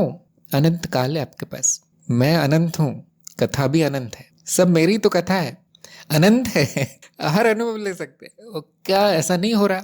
यह अस्तित्व अभी भी अनंत अनुभवों में डूबा है, लीन है, अभी भी ऐसा ही हो रहा है, क्योंकि मनुष्य अस्तित्व की छाया मात्र है, अस्तित्व छोटा सा रूप है, तो उसमें इच्छा होना स्वाभाविक है, इसलिए कभी मना नहीं किया जाता। खासतौर से मैं कभी मना नहीं करता कि अनुभव मत लेना, मैं कहता हूँ ले लो, पहले जान तो लो, सत्य जान लो, जीवन क्षणिक है, थोड़ा उपयोग कर लो उसका, फिर माया ही माया है, अनंत काल है। अच्छा, सत्यकाश ने कहा साक्षी से हम सभी का इतना प्रेम नहीं हुआ इसलिए भाग जाता है एक कविता है कि आपको हुआ नहीं हुआ पता नहीं, उसको आपसे बहुत प्रेम है, साक्षी को आपसे बहुत प्रेम है, कभी वो छोड़ता है मनुष्य को, कभी छोड़ा है उसने? तो कोई बात नहीं, एक तरफा प्रेम है। ये दुख की बात नहीं है कि हम उसको छोड़ देते हैं, क्यों? क्योंकि वो हमें नहीं छोड़ता, वो मेरा तत्व है, वो नहीं जा सकता, भले आप भूल जाएं, वो वहीं रहता है जहाँ है, बस देख रहा है, बस देख रहा है, उसको बहुत ज्यादा प्रेम है, वो इतना प्रेम है कि वो बता भी नहीं पाता कितना है, बस वो साथ रहता है। तो कोई बात नहीं, आप सत्य को छोड़ देंगे लेकिन सत्य आपको नहीं छोड़ेगा। कोई बहुत बड़ी चीज नहीं है, वैसे साधारण सी अवस्था है साक्षी भाव। जैसे आप गाड़ी चलाना सीखते हैं तो शुरू में गाड़ी अपनी मर्जी से चलती है ना उसको जहां मुड़ना है वहां मुड़ती है, जब रुकना है रुक जाती है, कभी कभी तेज भाग जाती है, आप रिवर्स डालना चाहते हैं अब आगे आगे बढ़ जाती हो, आगे चली जाती है। वहां पे आपको ले, आप अगर सही से गाड़ी चला पाए तो आपके लिए वो अभूतपूर्व अनुभव होगा कि अरे वाह मेरे से गाड़ी चल गई, उस दिन बहुत खुश होंगे आप। लेकिन सालों गाड़ी चला रहे हैं, अब वो अपने आप चलेगी, अब गाड़ी और गाड़ी चलाने वाला एक हो गए, अब वो अपने आप चलेगी, अब कोई उसको बहुत ज्यादा महत्व नहीं दिया जाएगा। ऐसा ही साक्षी भाव है, कई वर्षों की साधना के बाद आपको पता भी नहीं चलेगा कि वो रहता है, जैसे आपको अभी पता नहीं चल रहा है कि साक्षी हमेशा है, हमेशा से था, हमेशा रहेगा, ज्ञान नहीं हो रहा है, भुला दिया जाता है, बाद में भी ऐसा ही हो जाएगा कि हाँ वो तो रहता है साक्षी भाव तो रहता है, वो सामान्य हो जाएगी, फिर सामान्यकरण हो जाता है उस चीज़ का। जो बार बार रोज रोज होने लगे तो उसका महत्व नहीं होता फिर। ऐसा नहीं कि वो महत्वहीन है, उसमें इतना आश्चर्य नहीं होगा फिर। अभी नया नया है इसलिए उसमें जब वो रहता है तो थोड़ी अलग अनुभूति होती होगी, वो भी किसी किसी को। तो देखिए, सत्य साधारण है, सत्य सामान्य है, सत्य आसान है, सत्य सबसे प्राकृतिक है, कोई आश्चर्य की बात नहीं। फिर भी वो चमत्कार है, फिर भी अद्भुत है, फिर भी वो सत्य जानना, उसमें स्थित रहना सबसे शक्तिशाली साधना है। अब यहाँ पे रोज की बुद्धि काम नहीं आएगी, यहाँ पे वो बुद्धि काम आएगी जो इन विरोधाभासों को भी समझ जाए, जो मैंने कहा है उसको भी समझ जाए। सामान्य होते हुए शक्तिशाली कैसे? देखिए, यहाँ पे अब आध्यात्मिक बुद्धि जरूरी है। ये बातें विरोधाभासी लगती, लेकिन वो व्यक्ति पूरी तरह समझ जाएगा जिसने कुछ दिन साधना की है, कुछ वर्ष, जिसको ज्ञान हुआ है। बाकी कोई नहीं समझ पाएगा। बाकी लोग यही कहेंगे, कभी आप ऐसा कहते हैं, कभी आप वैसा कहते हैं। ये अब रोज की बुद्धि से नहीं समझा जाता, इसके लिए शुद्ध बुद्धि लगती है कि हाँ ऐसा ही है। सिद्धकाश ने कहा है कि आपकी कृपा से जान लिया कि सबकी केवल अज्ञता ही देखा गया है, लेकिन यही जानने में जन्मों लग जाते हैं। आपकी बात सही है, हाँ, परंतु हम उसकी चिंता नहीं करते। ये भी जाना जाता है कि वो जन्मों का फेर भी मिथ्या ही था, कुछ ऐसा हुआ नहीं। और अगर हुआ भी तो किसी कमरे में अगर 10 साल से अंधेरा है तो दिया जलाने के बाद, बत्ती जलाने के बाद कितने भी साल का अंधेरा हो, एक क्षण में गायब हो जाता है। ऐसा नहीं कि 10 साल से अंधेरा है, आपने दिया जलाया तो 10 साल और लग जाएंगे उजाला होते होते। नहीं, वो दिए में प्रॉब्लम है, फिर दिए में कोई समस्या है, फिर वो बल्ब बदल दीजिए, क्षण में उजाला हो जाता है। कोई बात नहीं, और यही जाना जाता है कि वो जन्म भी सपना थे। तो हमें कोई समस्या नहीं आती, हमें कोई रोना नहीं आता। फिर भी एक तरह की उपलब्धि अहम कहेगा ये एक बड़ी उपलब्धि है। अब ठीक है, अहम की खुशी के लिए हम भी कहते हैं बड़ी उपलब्धि है। अस्तित्व की दृष्टि से कुछ भी नहीं हुआ। अब यहाँ पे विचित्र बात यह है कि वो जन्म मरण ही समाप्त हो जाएंगे। न दिया रहेगा, न कमरा रहेगा, न अंधेरा रहेगा। ये बड़ी विचित्र बात है, अब ये बुद्धि के परे है। अच्छा, अंजू का प्रश्न आया है कि एक साधक ने पूछा था कि क्या अनुभवकर्ता को अनुभव दृष्टा कहा जा सकता है? अनुभव दृष्टा में कोई है देखने वाला, लेकिन अनुभवकर्ता तो पर्दा समंदर है, आसमान है जिसमें अनुभव रूपी बादल आते जाते हैं। कोई भी नाम मान्यता से अधिक कुछ नहीं। मेरा मनन है, क्या ये सही है? हाँ जी, बिल्कुल सही है। अब कुछ भी कह सकते हैं जो संकेत दे दे कि वो क्या है, ऐसा शब्द प्रयोग कर सकते हैं। तो हम भी तो कहते हैं, अनुभवकर्ता को हम दृष्टा कहते हैं, साक्षी कहते हैं, आत्मन कहेंगे, ब्रह्म कहेंगे। कितने नाम है, सारे नाम उसी के हैं। तो सही समय पे सही नाम लिया जाता है, सही संकेत देने के लिए। मैं कहूँ सत्य, अब ये किसका नाम है सत्य? मैं कहूँ सत्य प्रकाश, सत्य आकाश, किसका नाम है? सारे नाम अनुभव करता ही है। अभी सबने देखिए कितने अच्छे अच्छे नाम रखे। निरंजन, मतलब जिसमें कोई दाग नहीं है, जिसमें कोई अशुद्धि नहीं है, जो शुद्ध है। किसका नाम है ये? अनुभव करता ही है। उस समय वो संकेत शुद्धि की तरफ किया गया है। सत्याकाश, जो आकाश की तरह सर्वव्यापी है और सत्य है। किसका नाम है ये? बहुत से लोगों के नाम मैंने रखे हैं और जानबूझ के मैं ऐसा नाम रखता हूँ कि उनको याद आ जाए, साक्षी भाव आ जाए उनका नाम देखते ही, क्योंकि मेरा ही नाम है तो आ ही जाएगा। तो आप कोई भी नाम रख सकते हैं, बस ऐसा न रख दे कि वो अज्ञान बढ़ा दे नाम। अनुभव दृष्टा बिल्कुल रख सकते हैं। संकेत ये कर रहा है कि सभी अनुभवों का जो दृष्टा है, सभी अनुभवों को प्रकाशित करने वाला, वो अनुभव करता। बहुत से शास्त्रों में सूर्य कहा गया, इसको बहुत कम लोग जानते हैं। सूर्य कहा गया है। और जो मेरा होना जो आभासिक है मन में, उसको चंद्र कहा गया है। आप देखते हैं जो बोधि वार्ता में वीडियो बने हैं, कई वीडियो हैं, और उसमें जब भी दृश्य दिखाए जाते हैं कहीं ना कहीं सूर्य उगरा होता है। कभी कभी चंद्र दिखाया जाता है, कभी कभी आधा चंद्र दिखाया जाता है, कभी कभी वो व्यक्ति के साधक के पीछे बड़ा सा सूर्य चमकता हुआ दिखाया जाता है। ये सब क्या है? वो सब मैं ही हूँ, वो अनुभव करता ही है। आपको याद दिलाने के लिए कोई कसर नहीं छोड़ी है, हर जगह वही है। क्यों? क्योंकि वही तो है, और क्या है, सब कुछ वही है। नाम कोई भी रख लीजिए, उसके पीछे का अर्थ सही होना चाहिए बस। यादव ने कहा बेचैनी नहीं है, फिर भी कुछ जानना बाकी है, बुद्धि ऐसा कहता है। लिख के बताइए क्या जानना है, क्योंकि बुद्धि भरमा रही है आपको। एक जैसे आप लिख देंगे कि मुझे ये जानना है, आप देखेंगे आप जानते हैं वो बात। फिर भी जारी रखिए, जब तक शंका है तब तक प्रयास जारी रखिए। क्या जानना चाहते हैं बताइए, क्या अनुभव चाहते हैं बताइए, हम दिलवा देंगे आपको। बोध प्रिया ने कहा है अभी ऐसा है कि साक्षी भाव है तो नहीं, नहीं है तो नहीं है, सब कुछ उदासीन प्रतीत होता है। जो साक्षी भाव 3 दिन पहले था, वो स्मरण का उत्साह था, वो भी कम हो गया है। जबकि कुछ परेशानी भी नहीं है, कुछ समझ भी नहीं आ रहा। कोई बात नहीं, ये मैं जैसे कि मैंने कहा ये प्राकृतिक है, उसका सामान्यकरण हो जाता है कि ये तो बस है, पा लिया मैंने, हो गया, मिल गया। अब अगली चीज है ना, ये मन है, देखिए चंचल है। अब अगला क्या है, ऐसा शादी में बहुत होता है ना कि नई नई शादी है तो बहुत उत्साह रहता है, और कुछ दिनों बाद हाँ ये तो अब घर की है, बस बीवी है मेरी, कहाँ जाना है, न इसने कहीं जाना है न मैंने कहीं, तो सामान्यकरण हो गया। अब पड़ोसन की याद आती है क्योंकि वो नहीं मिली अभी, है ना। तो मन इसी तरह से चंचल है, उसको दुनिया की सबसे बड़ी चीज भी लाके दे दो, 2 दिन बाद उसको कुछ और चाहिए, हाँ हो गया। तो सब में ऐसा ही होगा देखिए, और इस वृत्ति का भी साक्षी हो जाना है कि हाँ ये मन ऐसा कर रहा है। आपको एक सीढ़ी ऊपर रहना है हमेशा। ये जो शिकायत कर रहा है कि ये कम हो गया है, वो चला गया है, जो उत्साह चला गया, इसका भी साक्षी हो जाएगी। बुद्धि करी मुझे कुछ समझ में नहीं आ रहा, इसका भी साक्षी हो जाएगी। यही मार्गदर्शन है। एक सीढ़ी ऊपर बैठना है आपको, एक मंजिल ऊपर हमेशा।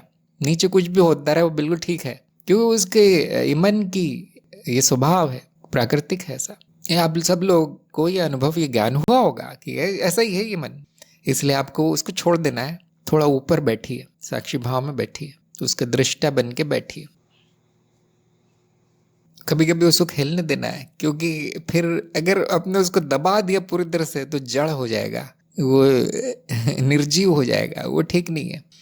तो चलो भाई तुम्हें जो चाहिए वो ले लो, तो साक्षी भाव बेकार लग रहा है कुछ और ले लो, वो कहता रहता है ऐसा। कोई बात नहीं, साक्षी भाव के आंगन में मन को खेलने देना है, बच्चों जैसा है वो, खेलते रहो, लेकिन आपको एक नज़र रखनी है उस पर, साक्षी रहना है। जैसे आपने जो मानसिक विचार हैं, मन में जो भी भावनाएं चल रही हैं, उसको सच मान लिया, मतलब साक्षी भाव चला गया, सच में ऐसा हो रहा है, हाँ हाँ हाँ, अब वो चला गया साक्षी भाव। चंचल ने पूछा है कि सभी अनुभव अनुभवकर्ता को होते हैं, ये कर्ता नहीं है। जबकि अनुभवकर्ता केवल निर्लिप्त दृष्टा है, तो ज़्यादा उचित नाम अनुभव दृष्टा प्रतीत होता है। अनुभवकर्ता नाम से कन्फ्यूजन हो रहा है। हाँ ये भाषा है, देखिए ऐसा अनुभवकर्ता का अर्थ ऐसा नहीं कि वहाँ कुछ करना पड़ रहा है अनुभव लेने के लिए, नहीं, भाषा ही ऐसी है। जो अनुभव कर रहा है वो अनुभव करता है, इसलिए वो नाम आ गया है। जो है वो अनुभव क्रिया है, क्या वहां पे कोई क्रिया हो रही है, प्रक्रिया चल रही है, अनुभव नहीं, भाषा ही ऐसी है। मैंने भी देखा है बहुत लोगों को इसमें उलझन होती है, ये करता तो नहीं है यहाँ पे कोई, आपने करता क्यों बोल दिया। तो कोई बात नहीं, उसी का नाम दृष्टा है, उसी का नाम साक्षी है। साक्षी बोलते ही ये प्रश्न आ जाएगा, किसका साक्षी, अनुभव का साक्षी। अब अनुभव साक्षी क्यों नहीं रख देते आप नाम, ऐसा बोलेंगे कोई, साक्षी समझ में नहीं आ रहा हमें, किस चीज का साक्षी, तो साक्ष्य का साक्षी, अनुभव साक्षी। तो आप ऐसे नाम बना सकते हैं। अनुभव करता इस परिभाषा से नाम निकला है, जो अनुभव करता है या जिसको अनुभव होते हैं।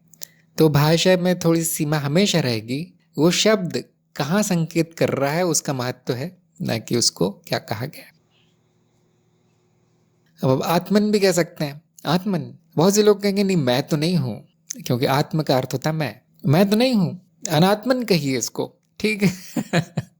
अनात्मन कह दो, भाषा में एक सीमा रहेगी। अब इसका ही नाम ब्रह्म है। अब बहुत से लोग कहेंगे नहीं मैं ब्रह्म नहीं हूं, मैं तो मनुष्य हूं, मैं तो छोटा हूं बहुत, ब्रह्म बहुत बड़ी चीज है। हाँ ठीक है, जो कहना कह दो, संकेत कहाँ हो रहा है वो महत्वपूर्ण है, नाम नहीं।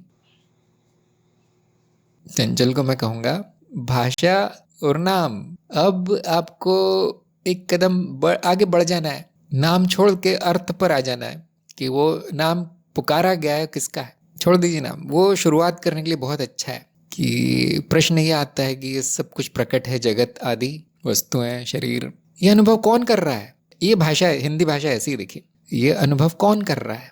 यहाँ से वो परिभाषा बन गई, जो अनुभव करता है वो अनुभव करता, ये कर्ता वाला करता है।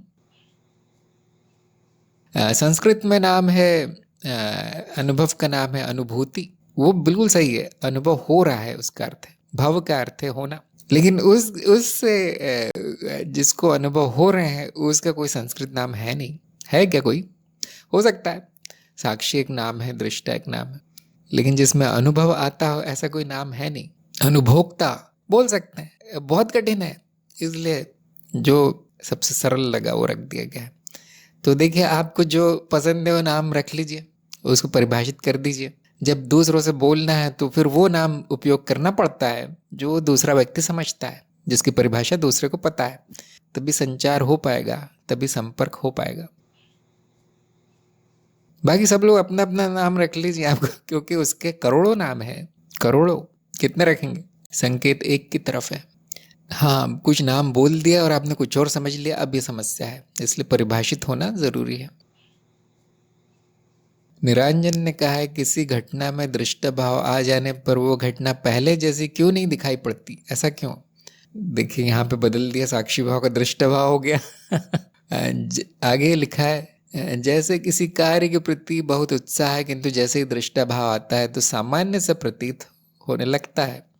फिर ऐसा लगता है कि इस कार्य के लिए इतना उत्साह था और अभी सामान्य सा लग रहा है। हाँ, जो साक्षी भाव है, आपने दृष्टा भाव लिखा है, कोई बात नहीं, बिल्कुल सही है, मैं समझ सकता हूँ कि आप साक्षी भाव बोल रहे हैं। तो उसका कार्य है समतल करना, बराबर करना, समदृष्टि, समभाव। साक्षी भाव से ये परिणाम आता है कि जो बहुत बड़ी चीज है, बहुत खुशी की बात है, वो घट के शून्य हो जाती है, और जो बहुत बुरी चीज है, दुख की बात है, वो भी घट के शून्य हो जाती है। इसलिए उसको संभाव भी कहा गया है, स्थायी बुद्धि भी कहा गया है, बहुत सारे नाम है, समता। अब ढूंढने के तो बहुत कुछ, क्योंकि ऐसा देखा गया है, ऐसा देखा गया है, ऐसा ही करता है वो। साक्षी भाव होने से ऐसा ही होता है, को बहुत बड़ा फायदा हो गया। और उस साक्षी भाव नहीं है तो नाचने लगेगा, कूदने लगेगा, व्यक्ति पागल सा हो जाएगा। साक्षी भाव है तो हाँ, हो गया, को उपयोग कर लेते हैं इसका, कुछ मिला है मुझे, बहुत बड़ा घाटा हो गया तो भी ऐसे, अरे वो हो गया, होता है। तो देखिए, साक्षी भाव का अर्थ ये नहीं कि जीवन बहुत प्रसन्नता से भर जाएगा, एकदम रोज नाच गाना हो रहा है, दावत हो रही है, नहीं, ये नहीं है साक्षी भाव का अर्थ। सब कुछ सामान्य हो जाएगा, समतल हो जाएगा। तो आपका अनुभव बिल्कुल सही है, ऐसा ही होता है साक्षी भाव में। यहाँ पे अज्ञान ये मान लेना है कि बहुत अच्छा हो जाएगा, आनंद का अर्थ है कि पता नहीं अब तो फटाके फूट रहे हैं रोज, नहीं, ऐसा कुछ नहीं होता। अगर इसमें कथा बना दी जाए साक्षी भाव को लेके, और कोई किताब लिख दी जाए, और हम चाहें कि वो जो पढ़ने वाले हैं उसको पढ़े, तो अब इसमें बहुत मसाला डाल के, वो जैसे हमारे वीडियो में भी दिखा देना, बिजली कड़क रही है और वो रोशनी फूट रही है उसके शरीर से और पंख लग गए ये क्या है? ये मनोरंजन के लिए। जो सत्य है वो छोटा सा है कि वो सब कुछ सामान्य हो जाएगा उसके साक्षी भाव आने पर। तो न खुशी प्रभावित करेगी न दुख, दुख खुशी बन जाएगा ऐसा कभी नहीं होगा। न पीड़ा प्रभावित करेगी, न भोग, न जन्म प्रभावित करेगा, न मृत्यु। देखिए, ऐसा हो रहा है क्या सबका? फिर इसका अर्थ बहुत सही चल रही है साधना। किसी के घर जन्म हुआ है तो आप बधाई देने चले जाते हैं, हाँ भाई ये लो बधाई मिठाई, लेकिन आपके मन में कुछ होता नहीं है, क्योंकि आप साक्षी हैं उस चीज के, मिथ्या के, माया के। किसी की मृत्यु हो जाती तो अब तो बोलने भी नहीं चाहते कि मैं दुखी हूं, क्योंकि होगा नहीं दुख। मुझे हंसी आती, मुझे हंसना नहीं चाहिए, दुख की बात है किसी मृत्यु होना, लेकिन साक्षी भाव में होता नहीं है दुख, क्या कर सकते हैं? हंसी आएगी ना, खुद सोचेंगे तो हंसी आएगी। हाँ, बाकी लोगों के सामने आपको गंभीर रहना है, यही सही कर्म है। क्या करें, दुख नहीं होता किसी का दुख देख के, किसी किसी का सुख देख के सुख भी नहीं होता, उत्साह भी नहीं होता। तो इसीलिए ये साधक, खास तौर से ज्ञान मार्गी साधक, एक नीरस व्यक्ति बन जाता है, बोरिंग। क्यों लोग छोड़ देते हैं ऐसे लोगों को? क्यों उसका जीवन ऐसा अकेला हो जाता है? क्यों वो संसार से दूर चला जाता है? क्योंकि साक्षी भाव बहुत तेज हो गया है, उसकी साधना बहुत अच्छी हो गई, अब वो नहीं टिकेगा यहाँ, अब संसार छूट गया। ये खुशखबरी है, ये खुशी की बात है कि ऐसा हो रहा है। बहुत से लोग चाहते हैं ऐसा हो जाए, उसके लिए तरह तरह की विधियां करते हैं। कोई साधु बन गया, कोई सन्यासी बन गया, कोई दीक्षा लेके कहीं चला गया, गुफा में बैठ गया।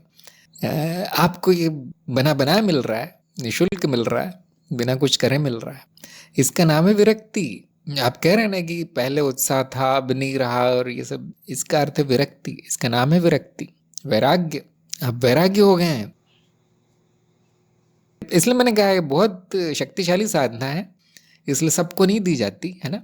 आपने देखा ही होगा, परीक्षा वरीक्षा ली जाती है क्योंकि इसके प्रभाव पड़ेंगे फिर जीवन पे। हाँ, जो कुछ मनमाना कर रहा है, जो बेमन से कर रहा है, वो उसको कुछ प्रभाव नहीं मिलेगा। लेकिन जिसका जीवन लक्ष्य ही है ज्ञान और ज्ञान में स्थित होना, उसको तुरंत प्रभाव दिखेंगे। भले ही वो जानता ना हो कि मेरा जीवन लक्ष्य है, वो उसमें बना बनाया ही है। क्या वो वापस पुराना आ नहीं सकता? बिल्कुल आ सकता है। निरंजन को मैं बता रहा हूँ, भूल जाइए ज्ञान व्यान साक्षी वाक्षी क्या होता है, भूल जाइए, संसार में लीन हो जाइए। आप देखेंगे 1 महीने में आप संसारी हो गए। संभव है। कभी कभी ऐसा बताया जाता है कुछ साधकों को, जिनकी अति हो जाती है साधना में, संसारी हो जाओ, तो आप देखेंगे वो भी संभव है। क्या होगा? अगले हफ्ते आप वापस आ जाएंगे वैराग में। ये शांति या आनंद खोना नहीं चाहेंगे। कर सकता है कोई प्रयोग, अगर कोई प्रायोगिक वृत्ति वाला व्यक्ति है कि नहीं मुझे देखना है ज्ञान के बाद संसार कैसा दिखता है, 1 हफ्ते भी नहीं रुक पाएगा वो, नहीं हो सकता। जो प्रगति कर गया वो वापस नहीं जा सकता नीचे, कुछ भी कर ले। मन कहता रहेगा पहले बहुत अच्छा था, हर चीज अच्छी थी, दुख भी था तो कोई नहीं, कुछ तो था जीवन में, अब तो कुछ नहीं है। लेकिन ये बस उसकी शिकायत है, क्योंकि कुछ नया मिला नहीं है उसको, इसलिए वो पुराने पर अभी चिपका हुआ है। पहले तो ऐसा था, पहले तो ऐसा था, अब नहीं होगा। देखिए अब प्रगति हो गई है, अब कुछ और होगा। और क्या है? और क्या है? हाँ, साधक को नया लक्ष्य लेना है। नया लक्ष्य शायद नहीं लिया अभी तक आप लोगों ने, तो कोई बात नहीं, 1-2 बार संसार में जाके देखिए, वापस आ जाएंगे। अगर वापस आ गए तो नया लक्ष्य दिया जाएगा, नया लक्ष्य आपको लेना चाहिए फिर। और वो भी ज़्यादा दिन नहीं चलता, उसके बाद वो भी सामान्य हो जाता है। अंजू ने कहा है कि ज्ञान मार्ग बहुत ही सुंदर है। यूट्यूब पर किसी और का वीडियो सामने आया, सुना तो साफ साफ दिखाई पड़ा, कहाँ ज्ञान है कहाँ ज्ञान। हाँ जी, ये ज्ञान का प्रभाव है। देखिए हर चीज साफ साफ हो जाती है, दूध का दूध, पानी का पानी हो जाता है। तो आपने स्वयं अनुभव लिया। देखिए अब आप क्या वापस जा पाएंगे उस वीडियो में जहाँ पे कुछ भी चल रहा है, उल्टी सीधी सूचनाएं दी जा रही हैं? कभी नहीं। अब 1 मिनट आप मनोरंजन के लिए जरूर देख सकते हैं, आनंद है उसमें तो, लेकिन आपको कुछ मिलेगा नहीं, कुछ नया नहीं आएगा, अब जीवन में कुछ नया नहीं होगा। इसका अर्थ है अब ये समाप्त हो गया है, अब ये सपना समाप्त होने वाला है। आप जाग रहे हैं, जाग गए हैं सपने से। अब सपने में जो हो रहा है वो अर्थहीन लगेगा। जैसे लोग पूछते ना, कैसे बंद कर दूं जन्म मृत्यु का चक्कर, कैसे बंद कर दूं? ऐसे बंद होता है? करने वाला नहीं है, होता है, वो किया नहीं जा सकता। प्रगति होती है, किधर जाएंगे प्रगति करके वो नहीं जानते हम, कहाँ से आए हैं ये भी नहीं जानते है ना। आप नहीं जानते कहाँ विकास क्रम, पिछली सीढ़ियाँ क्या थी, अब भूल चुके हैं आप लोग। लेकिन वो याद आ सकता है, कहाँ जाएंगे वो तो आप स्वयं देख लेंगे। अभी इतना बताया जा सकता है कि यात्रा अनंत है, बंद नहीं होगा कभी। ये अस्तित्व तो ऐसा ही है। जितनी जितनी जल्दी आप स्वीकार कर लें, उतना आपको शांति मिलेगी, उतना संयमित आप हो पाएंगे। सत्यकाश ने कहा है कि आप जो इमेज लगाते हैं वीडियो पे बहुत अच्छा लगता है, ऐसा लगता है सारे इमेज किसी और आयाम से आ रहे हैं। हाँ हाँ हाँ, उसके पीछे भी कारण है। कभी कभी कोई कारण नहीं होता, बस वो सुंदर दिखता है इसलिए वो चिपका दिया जाता है वहाँ, क्योंकि अंत में जो कहा जा रहा है वीडियो में उसका महत्व है, ना कि जो देखा जा रहा है। फिर भी प्रयास क्या रहता है कि आपको, अगर आप कुछ देख रहे हैं तो उसमें भी कोई संदेश छुपा दिया जाए। तो एक ज्ञानाक्षर पे एक लेख प्रकाशित है, प्रतीक नाम से, प्रतीक। उसमें सभी चित्रों का अर्थ बताया गया। ये देखिए मेरे बोलने से पहले ही कड़ी भेज दी डिम्पल ने। मतलब हमारे मन में कोई अब सीमा नहीं है ना, सीमा रेखा नहीं है। मेरे बोलते साथ वहाँ कड़ी आ गई। पढ़ लीजिए, वहाँ पे छोटा सा लेख है, हर तरह के चित्रों का अर्थ बता दिया गया है। देखिए कितनी कृपा है कि जो अर्थहीन सा कुछ बन सकता था वीडियो, उसमें भी संकेत डाल दिए गए। कोई देख रहा है, उसके मन में कहीं जाके वो बैठ जाएगा संस्कार, जो देखा है उसका अर्थ कभी जान जाएगा वो। हाँ, सभी चित्रों का अर्थ नहीं होगा, कभी कभी यूं ही होते हैं चित्र, लेकिन कोई कोई चित्र आपको छू जाएगा। जो शब्दों से नहीं कहा जा सकता वो चित्रों से कह दिया जाता है। जो विचारों से नहीं कहा जा सकता वो भावनाओं से कह दिया जाता है। इसीलिए वो ज्ञान गीत श्रृंखला भी शुरू की गई है, क्योंकि मैं इतना बोलता रहूँगा दर्शन शास्त्र तो थोड़ा नीरस हो जाएगा, तो उसमें भाव डालने का प्रयास है ज्ञान गीत। वहाँ पे संगीत के माध्यम से प्रकट है ज्ञान। निरंजन ने कहा ऐसा कहते हैं ज्ञान वार में कुछ नहीं मिलता, किंतु मुझे तो एक नया जन्म मिल गया हो जैसे। ये तो व्यक्तिनिष्ठ बात है। हम क्यों कहते हैं ऐसा कुछ नहीं मिलता? ताकि उम्मीदें ना बढ़ जाए उस व्यक्ति की, जादू हो गया, हो जाएगा यहाँ सब कुछ, अब फायदा ही फायदा है। जो नए आते हैं उनको वापस सत्य की भूमि पर लाने के लिए कहा जाता है कुछ नहीं मिलेगा। जिसका जीवन लक्ष्य ही ज्ञान है वो तो यही कहेगा मुझे सब मिल गया। ज्ञान के पहले ज्ञान के बाद जमीन आसमान, दिन रात और दिन का फर्क देखेगा वो, जिसका जीवन लक्ष्य है। फिर भी हमारा कर्तव्य है शुरू में ही बता देना, ताकि कोई बहुत ज्यादा उम्मीद लेकर ना आ जाए, झूठी उम्मीद ना लेकर आ जाए यहाँ कि ये मिलेगा। यहाँ पहले बोल दिया जाता है कुछ नहीं मिलेगा, क्योंकि जो मिल रहा है वो उसका महत्व बहुत है, ना कि वो जो उम्मीद लेकर आया उसका। जैसे बच्चे होते हैं, स्कूल में क्या मिलेगा तो उसको पहले ही बता दिया जाएगा वहाँ खिलौने नहीं है, वहाँ मिठाई नहीं है, कुछ नहीं मिलेगा तुम्हें। तो वो बड़ा दुखी होकर जाता होगा स्कूल, लेकिन उसको पाठशाला में जो शिक्षा मिली है वो महत्वपूर्ण है। वो कहेगा हाँ अब पाठशाला, ये मेरी शिक्षा समाप्त हो गई है, अब ऐसा लग रहा है जैसे नया जन्म हो गया। ये नहीं होता, और मैं बस खिलौनों और मिठाइयों के चक्कर में रहता तो मैं वो नहीं होता जो आज हूँ, ऐसा कहेगा साधक। फिर बाद में, शुरू में तो निराश हो जाएगा, यहाँ कुछ नहीं मिलता। भार्गव का प्रश्न आया है कि आपने कहा था कि सरल जीवन जीना चाहिए, पर सरल सभी के दृष्टिकोण में अलग अलग है। मैं 18 वर्ष का छात्र हूं, इस सरल को कैसे समझूं? आपने बिल्कुल सही कहा कि ये व्यक्तिनिष्ठ बात है कि सरल क्या होता है। सभी को अपना अपना जीवन तय करना है। आपको रेखा स्वयं खींचनी है कि वो जो सरलता है वो गुम ना हो जाए। अब आप छात्र हैं, पढ़ाई लिखाई छोड़ देना सरलता कही जाएगी। पढ़ाई लिखाई स्कूल कॉलेज के बिना जीवन ज़्यादा सरल है, क्या ऐसा कहा जाएगा आपके लिए? है ना, सबके लिए अलग अलग होगा। देखिए तो नहीं, आप भी समझ सकते हैं बात, ऐसा नहीं कहा जाएगा कि सब छोड़ दो, पढ़ाई लिखाई में क्या रखा है, तुम ब्रह्म हो। ब्रह्म को पढ़ाई करवा रहे हो, ये ठीक नहीं है, ये बुद्धिमानी नहीं है।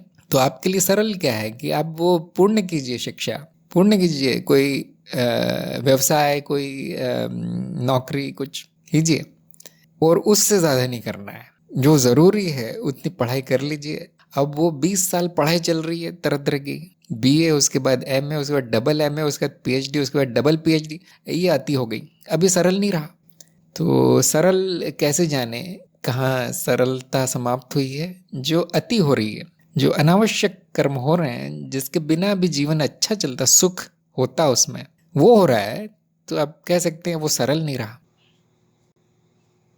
जैसे मान लीजिए कहीं यात्रा करना बेकार की चीज़ होगी कि उसमें पैसे भी जाते हैं, समय भी जाता है, बाहर का खाना पड़ता है, स्वास्थ्य का भी की हानि होती है, और खतरा भी है, पता नहीं कैसे कैसे लोग मिलते हैं।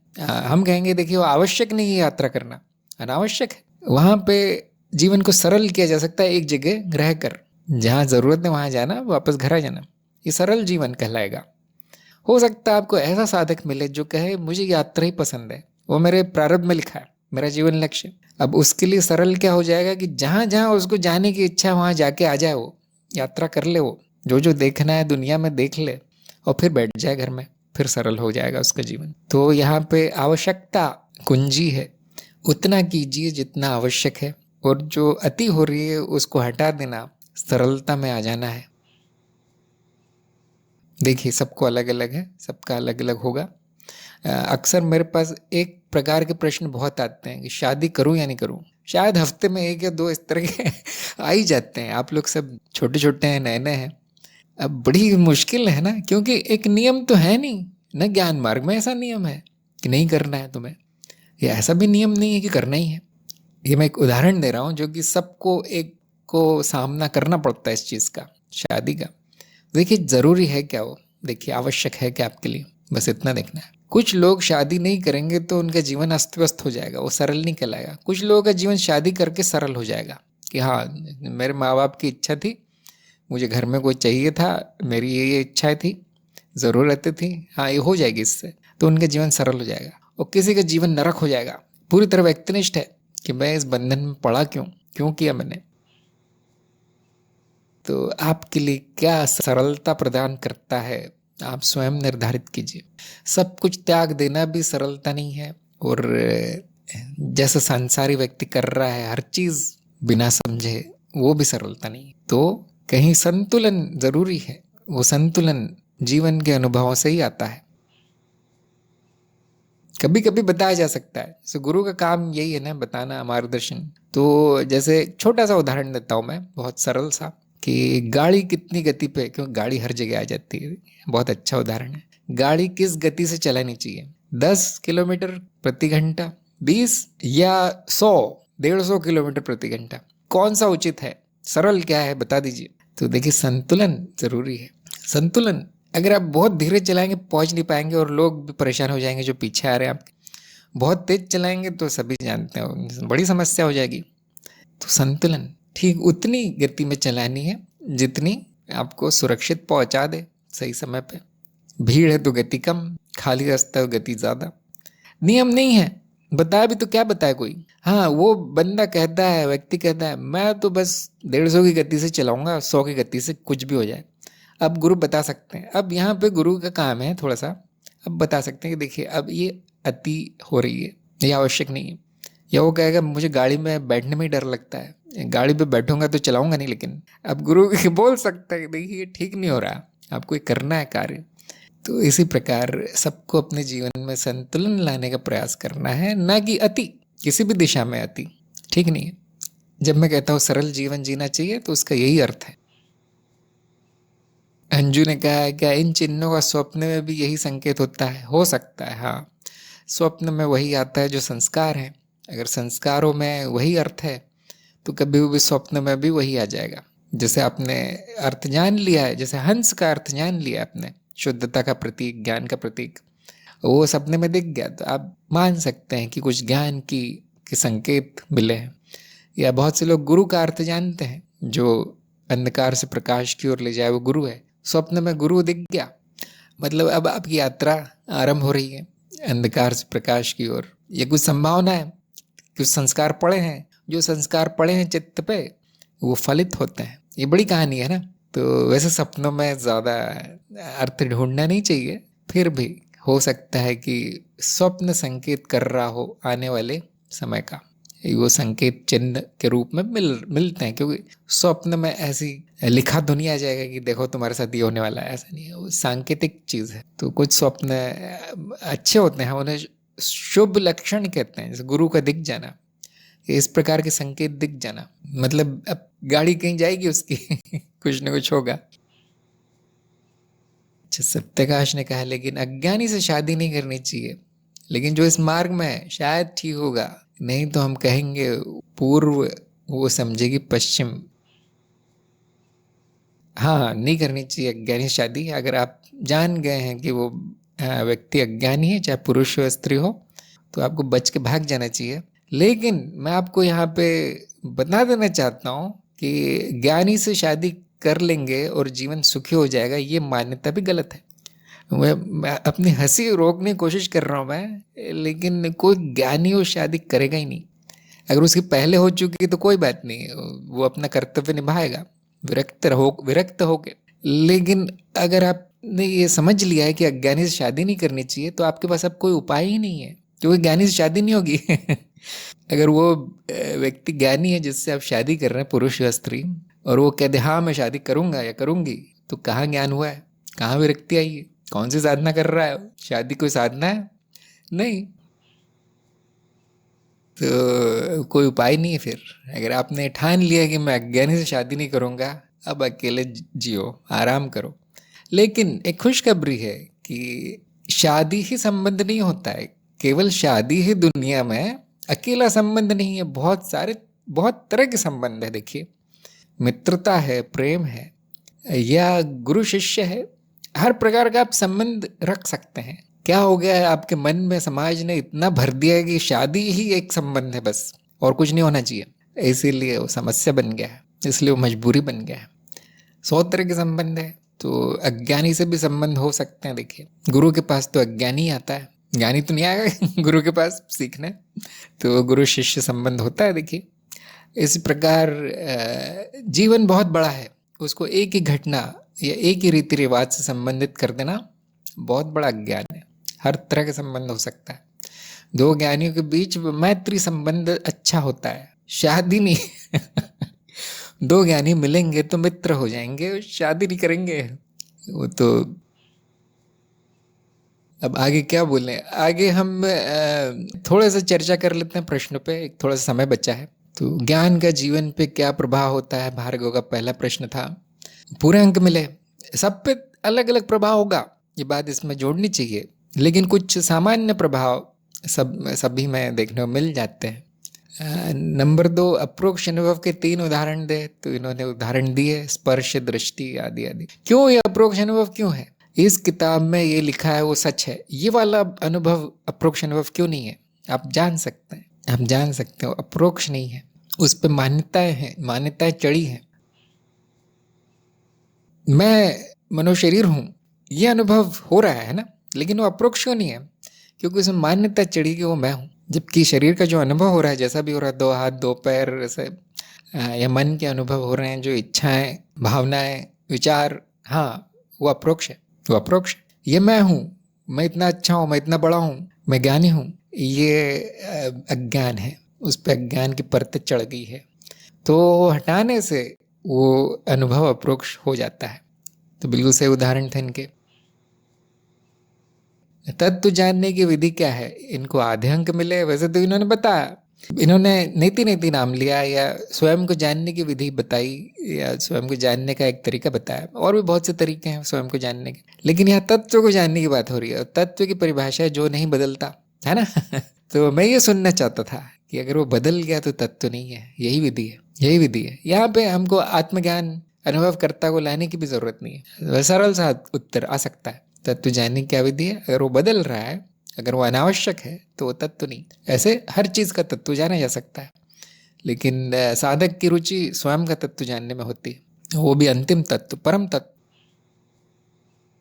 हाँ, नंबर 4, अज्ञे अवस्था का अनुभव कब होता है? बिल्कुल सही उत्तर आया। ये मानसिक अवस्था नहीं है जो आकर चली जाए। एक बार अज्ञता आ गई मतलब आ गई, और वो अनुभव नहीं है। कभी कभी हम बोलते हैं कि आप अज्ञे अवस्था में आ गए और इसे, लेकिन वो अवस्था है, वो किसकी अवस्था है? वो ज्ञानपूर्ण बुद्धि की अवस्था है। वो अनुभव नहीं है जो कि एक घटना हो जाए और चली जाए, या मुझे यहाँ जाना पड़े या आंख बंद करके बैठना पड़े तो अज्ञे अवस्था का अनुभव, ऐसा है कुछ भी नहीं है। तो मुझे और नहीं बोलना पड़ेगा, सब जानते ही होंगे कि वो एक पड़ाव है, ज्ञान मार्ग का अंतिम पड़ाव है। नंबर 5, अस्तित्व पूर्ण है, फिर उसमें अज्ञान और बुराइयां क्यों हैं? बहुत अच्छा उत्तर आया, पूरे अंक मिले। क्योंकि पूर्ण का अर्थ यही होता है कि उसमें सब होगा। चित्र को पूर्ण नहीं कहा जाएगा अगर उसमें सफ़ेद रंग है, केवल सफ़ेद, वो दिखेगा ही नहीं। तो उसमें सफ़ेद भी होगा, काला भी होगा, हर रंग होगा, तब उसको पूर्ण कहा जाएगा। जैसे सिनेमा है, उसमें सब हंस रहे हैं शुरू से आखिरी तक, कोई नहीं देखेगा उसको। उसमें सब होना चाहिए, रोना धोना, गाना बजाना, सब होना चाहिए, सब रंग होना चाहिए। वहाँ पे एक आदमी अज्ञानी भी होगा, एक आदमी बुरा भी होगा, एक आदमी कातिल होगा, एक आदमी बचाने वाला भी होगा। तब वो लोग देखेंगे उसको, तब वो लीला कही जाएगी। तो इस अस्तित्व में लीला है, वो पूर्ण है। यहाँ पे पूर्णता का अर्थ या सुंदरता का अर्थ ये लगा लेना कि सब कुछ अच्छा ही होगा, अच्छा ही अच्छा होगा। कैसा अच्छा? जो मैं मानता हूँ अच्छा, वो अच्छा, क्योंकि अच्छा और बुरा तो व्यक्तिनिष्ठ है ये मान लेना पूर्ण का अर्थ, वो अज्ञान है। पूर्ण का अर्थ है सब कुछ अनंत। हाँ, नंबर 6, शून्यता भी प्रतीत होती है, सही या गलत? ये प्रश्न कठिन था, लेकिन उनका उत्तर सही आया। शून्यता प्रतीत नहीं होता, प्रतीत नहीं होती। ये वो नहीं है जो प्रतीत हो जाए, ये तत्व है, तत्व स्वयं, तत्व का नाम ही शून्यता है। तो जो प्रतीत होता है वो मिथ्या है उसको। लेकिन कभी कभी हम संक्षेप में कहते हैं ये अनुभव भी शून्य है, तो कोई अर्थ लगा सकता है कि जो प्रतीत हो रहा है वो शून्य है, ये शून्यता प्रतीत होती है। तो जो मनन करेगा वही जान पाएगा कि ऐसा क्यों कहा गया कि अनुभव शून्य है, अनुभव करता भी शून्य। थोड़ा सा मनन करने के बाद समझ में आएगा ऐसा क्यों कहा है। तो ये वो नहीं है जो प्रतीत होता है, प्रतीत शब्द उपयोग करना ठीक नहीं है। नंबर 7, अनुभवहीनता की स्थिति में अनुभवकर्ता का स्पष्ट ज्ञान होता है, सही या गलत, पूरे अंक मिले।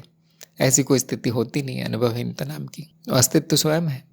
तो स्पष्ट ज्ञान कब होता है? जब तक अनुभव नहीं होगा कोई ज्ञान होगा ही नहीं। जब अनुभव होता है तो नकारात्मक ज्ञान होता है कि ये मैं नहीं हूँ। तो अगर अनुभव नहीं हो रहा है, जो कि काल्पनिक बात है, कोई ज्ञान भी नहीं होगा, कोई बोलने वाला भी नहीं होगा मैं हूँ या नहीं हूँ, क्या हूँ, ये तो दूर की बात है। तो देखिए बहुत अज्ञान है इस प्रश्न में।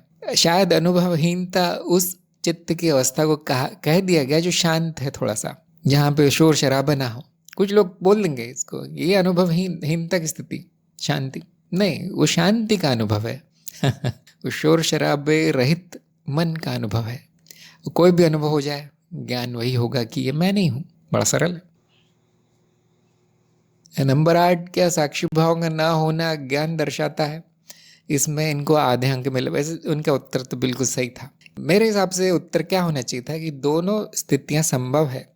किसी को अज्ञान है तो उसका साक्षी भाव नहीं होगा, है ना। तो यहाँ उत्तर क्या है? हाँ, इसको अज्ञान है इसलिए साक्षी भाव नहीं हो रहा है इसका, या केवल मान लिया, अंधविश्वास कर लिया है ये चीज़ों पर, इसलिए अब वो टिकता नहीं है साक्षी भाव, क्योंकि मान्यता पर साधना नहीं की जा सकती, सत्य पर की जा सकती। तो दिखाता है। लेकिन दूसरी भी स्थिति हो सकती है जब व्यक्ति को ज्ञान है परंतु वो भूल गया, भूला भी नहीं, कुछ और आ गया उसकी जगह, चित्त की गतिविधि किसी और विषय पर हो रही है, जो कि होता ही है, तो वो अज्ञान नहीं दर्शाता। तो इसके दोनों उत्तर आ सकते। देखिए, कभी कभी वो अज्ञान दर्शाएगा, कभी कभी नहीं दर्शाएगा, और किसी और को बताना संभव ही नहीं है कि अज्ञानी है या साधक है जिसको ज्ञान हो गया लेकिन भूल सा गया है। बाहर के लोग नहीं बता पाएंगे, इसलिए बाहर से ज्ञानी और अज्ञानी समान दिखते हैं, कुछ भेद नहीं दिखेगा। खासतौर से अज्ञानी नहीं बता पाएगा कि कौन ज्ञानी है। जिसको बहुत लंबा अनुभव है ज्ञान मार्ग का, कभी कभी वो देख कर भी बता देते हैं कौन ज्ञानी। जो तंत्र मार्ग में है वो बिना देखे भी बता सकते हैं कौन अज्ञानी है कौन नहीं, क्योंकि चित्त में भेद नहीं है। अच्छा, नंबर 9, अनुभव क्रिया की अवस्था का वर्णन करें। इनको आधे अंक मिले। इन्होंने प्रयास तो बहुत अच्छा किया। हाँ, ये वर्णन भी सही है, और वर्णन क्या करना, उसका वर्णन करने जाएंगे तो गलत हो जाएगा। तो वर्णन एक वाक्य में किया जा सकता है कि जो अभी है वो अनुभव क्रिया है। अज्ञान रहित अज्ञेयता अगर है तो कहा जा सकता है कि जो अभी है वो अनुभव क्रिया है। इससे ज़्यादा वर्णन नहीं है इसका किताब नहीं लिखी जा सकती उस पर, और ये भी बहुत ज़्यादा है, मौन वर्णन है, मौन। फिर भी इन्होंने प्रयास तो किया, बहुत अच्छा प्रयास था। मनन में सफलता के लिए किन गुणों का होना अनिवार्य है? तो मैंने इनको पूरे अंक दिए। वैसे इन्होंने 1-2 गुण बताए थे, समर्पण ये बताए हैं, लेकिन केवल 1-2 नहीं, वो जो सारे गुण होना जरूरी है मनन में सफलता के लिए। न केवल मनन में, श्रवण में, निध्यासन, सभी ज्ञान मार्ग में सफलता के लिए साधक के गुण होना अनिवार्य है। नहीं है तो उन गुणों का विकास अनिवार्य है, वो उपलक्ष्य है। आपका लक्ष्य ज्ञान है लेकिन गुण नहीं दिख रहे हैं, तो अब लक्ष्य बन जाता है गुण विकसित करने का। और जो जिसका जीवन ही ज्ञान है वो लग जाएगा कि हाँ, मेरे में ये कमी है, मेरा ध्यान भटकता है, हाँ तो वापस लाओ ध्यान। मेरे में समर्पण की कमी है, हाँ जी वापस समर्पण में आ जाओ, आदि आदि वो बढ़ा लेते हैं। जिनमें जोश है ज्ञान के लिए उसको नहीं रोक सकता कोई, वो गुण ले आते हैं गुरु बोलेगा तुम में जिज्ञासा नहीं है, नहीं, अगले दिन वो आ जाएगा। अब आ गई मेरी जिज्ञासा, आ गई, सब कुछ मुमुक्षुत्व आ गया। नहीं तुम्हारी भाषा बेकार है, तुमको हिंदी लिखना नहीं आता, बोलना में, वो आ जाएगा 1 महीने बाद। मैंने सीख लिया गुरुजी, सीख लिया है। अब गुरु के पास ज़्यादा नहीं रहता बोलने का, स्वीकार करना ही पड़ता है गुरु को। तो साधक के गुण आवश्यक है, अनिवार्य है, और वो आ जाते हैं जिनमें जिनका लक्ष्य ही यह है, जीवन लक्ष्य ज्ञान है। वो ले आएगा गुण कुछ भी करके, गुरु को झूठा साबित कर देगा वो। तो ये हो गए प्रश्नोत्तर। और हमारा समय भी समाप्त हो गया है, तो और प्रश्न ना भेजें। जिनके भी प्रश्न बचे हैं अगली बार ज़रूर पूछें। तो भार्गव को बधाई, अति उत्तम, आपका मार्ग चल रहा है, चलते रहिए। वो सभी का सत्संग में आने के लिए धन्यवाद। हम मिलेंगे अगली बार। नमस्कार।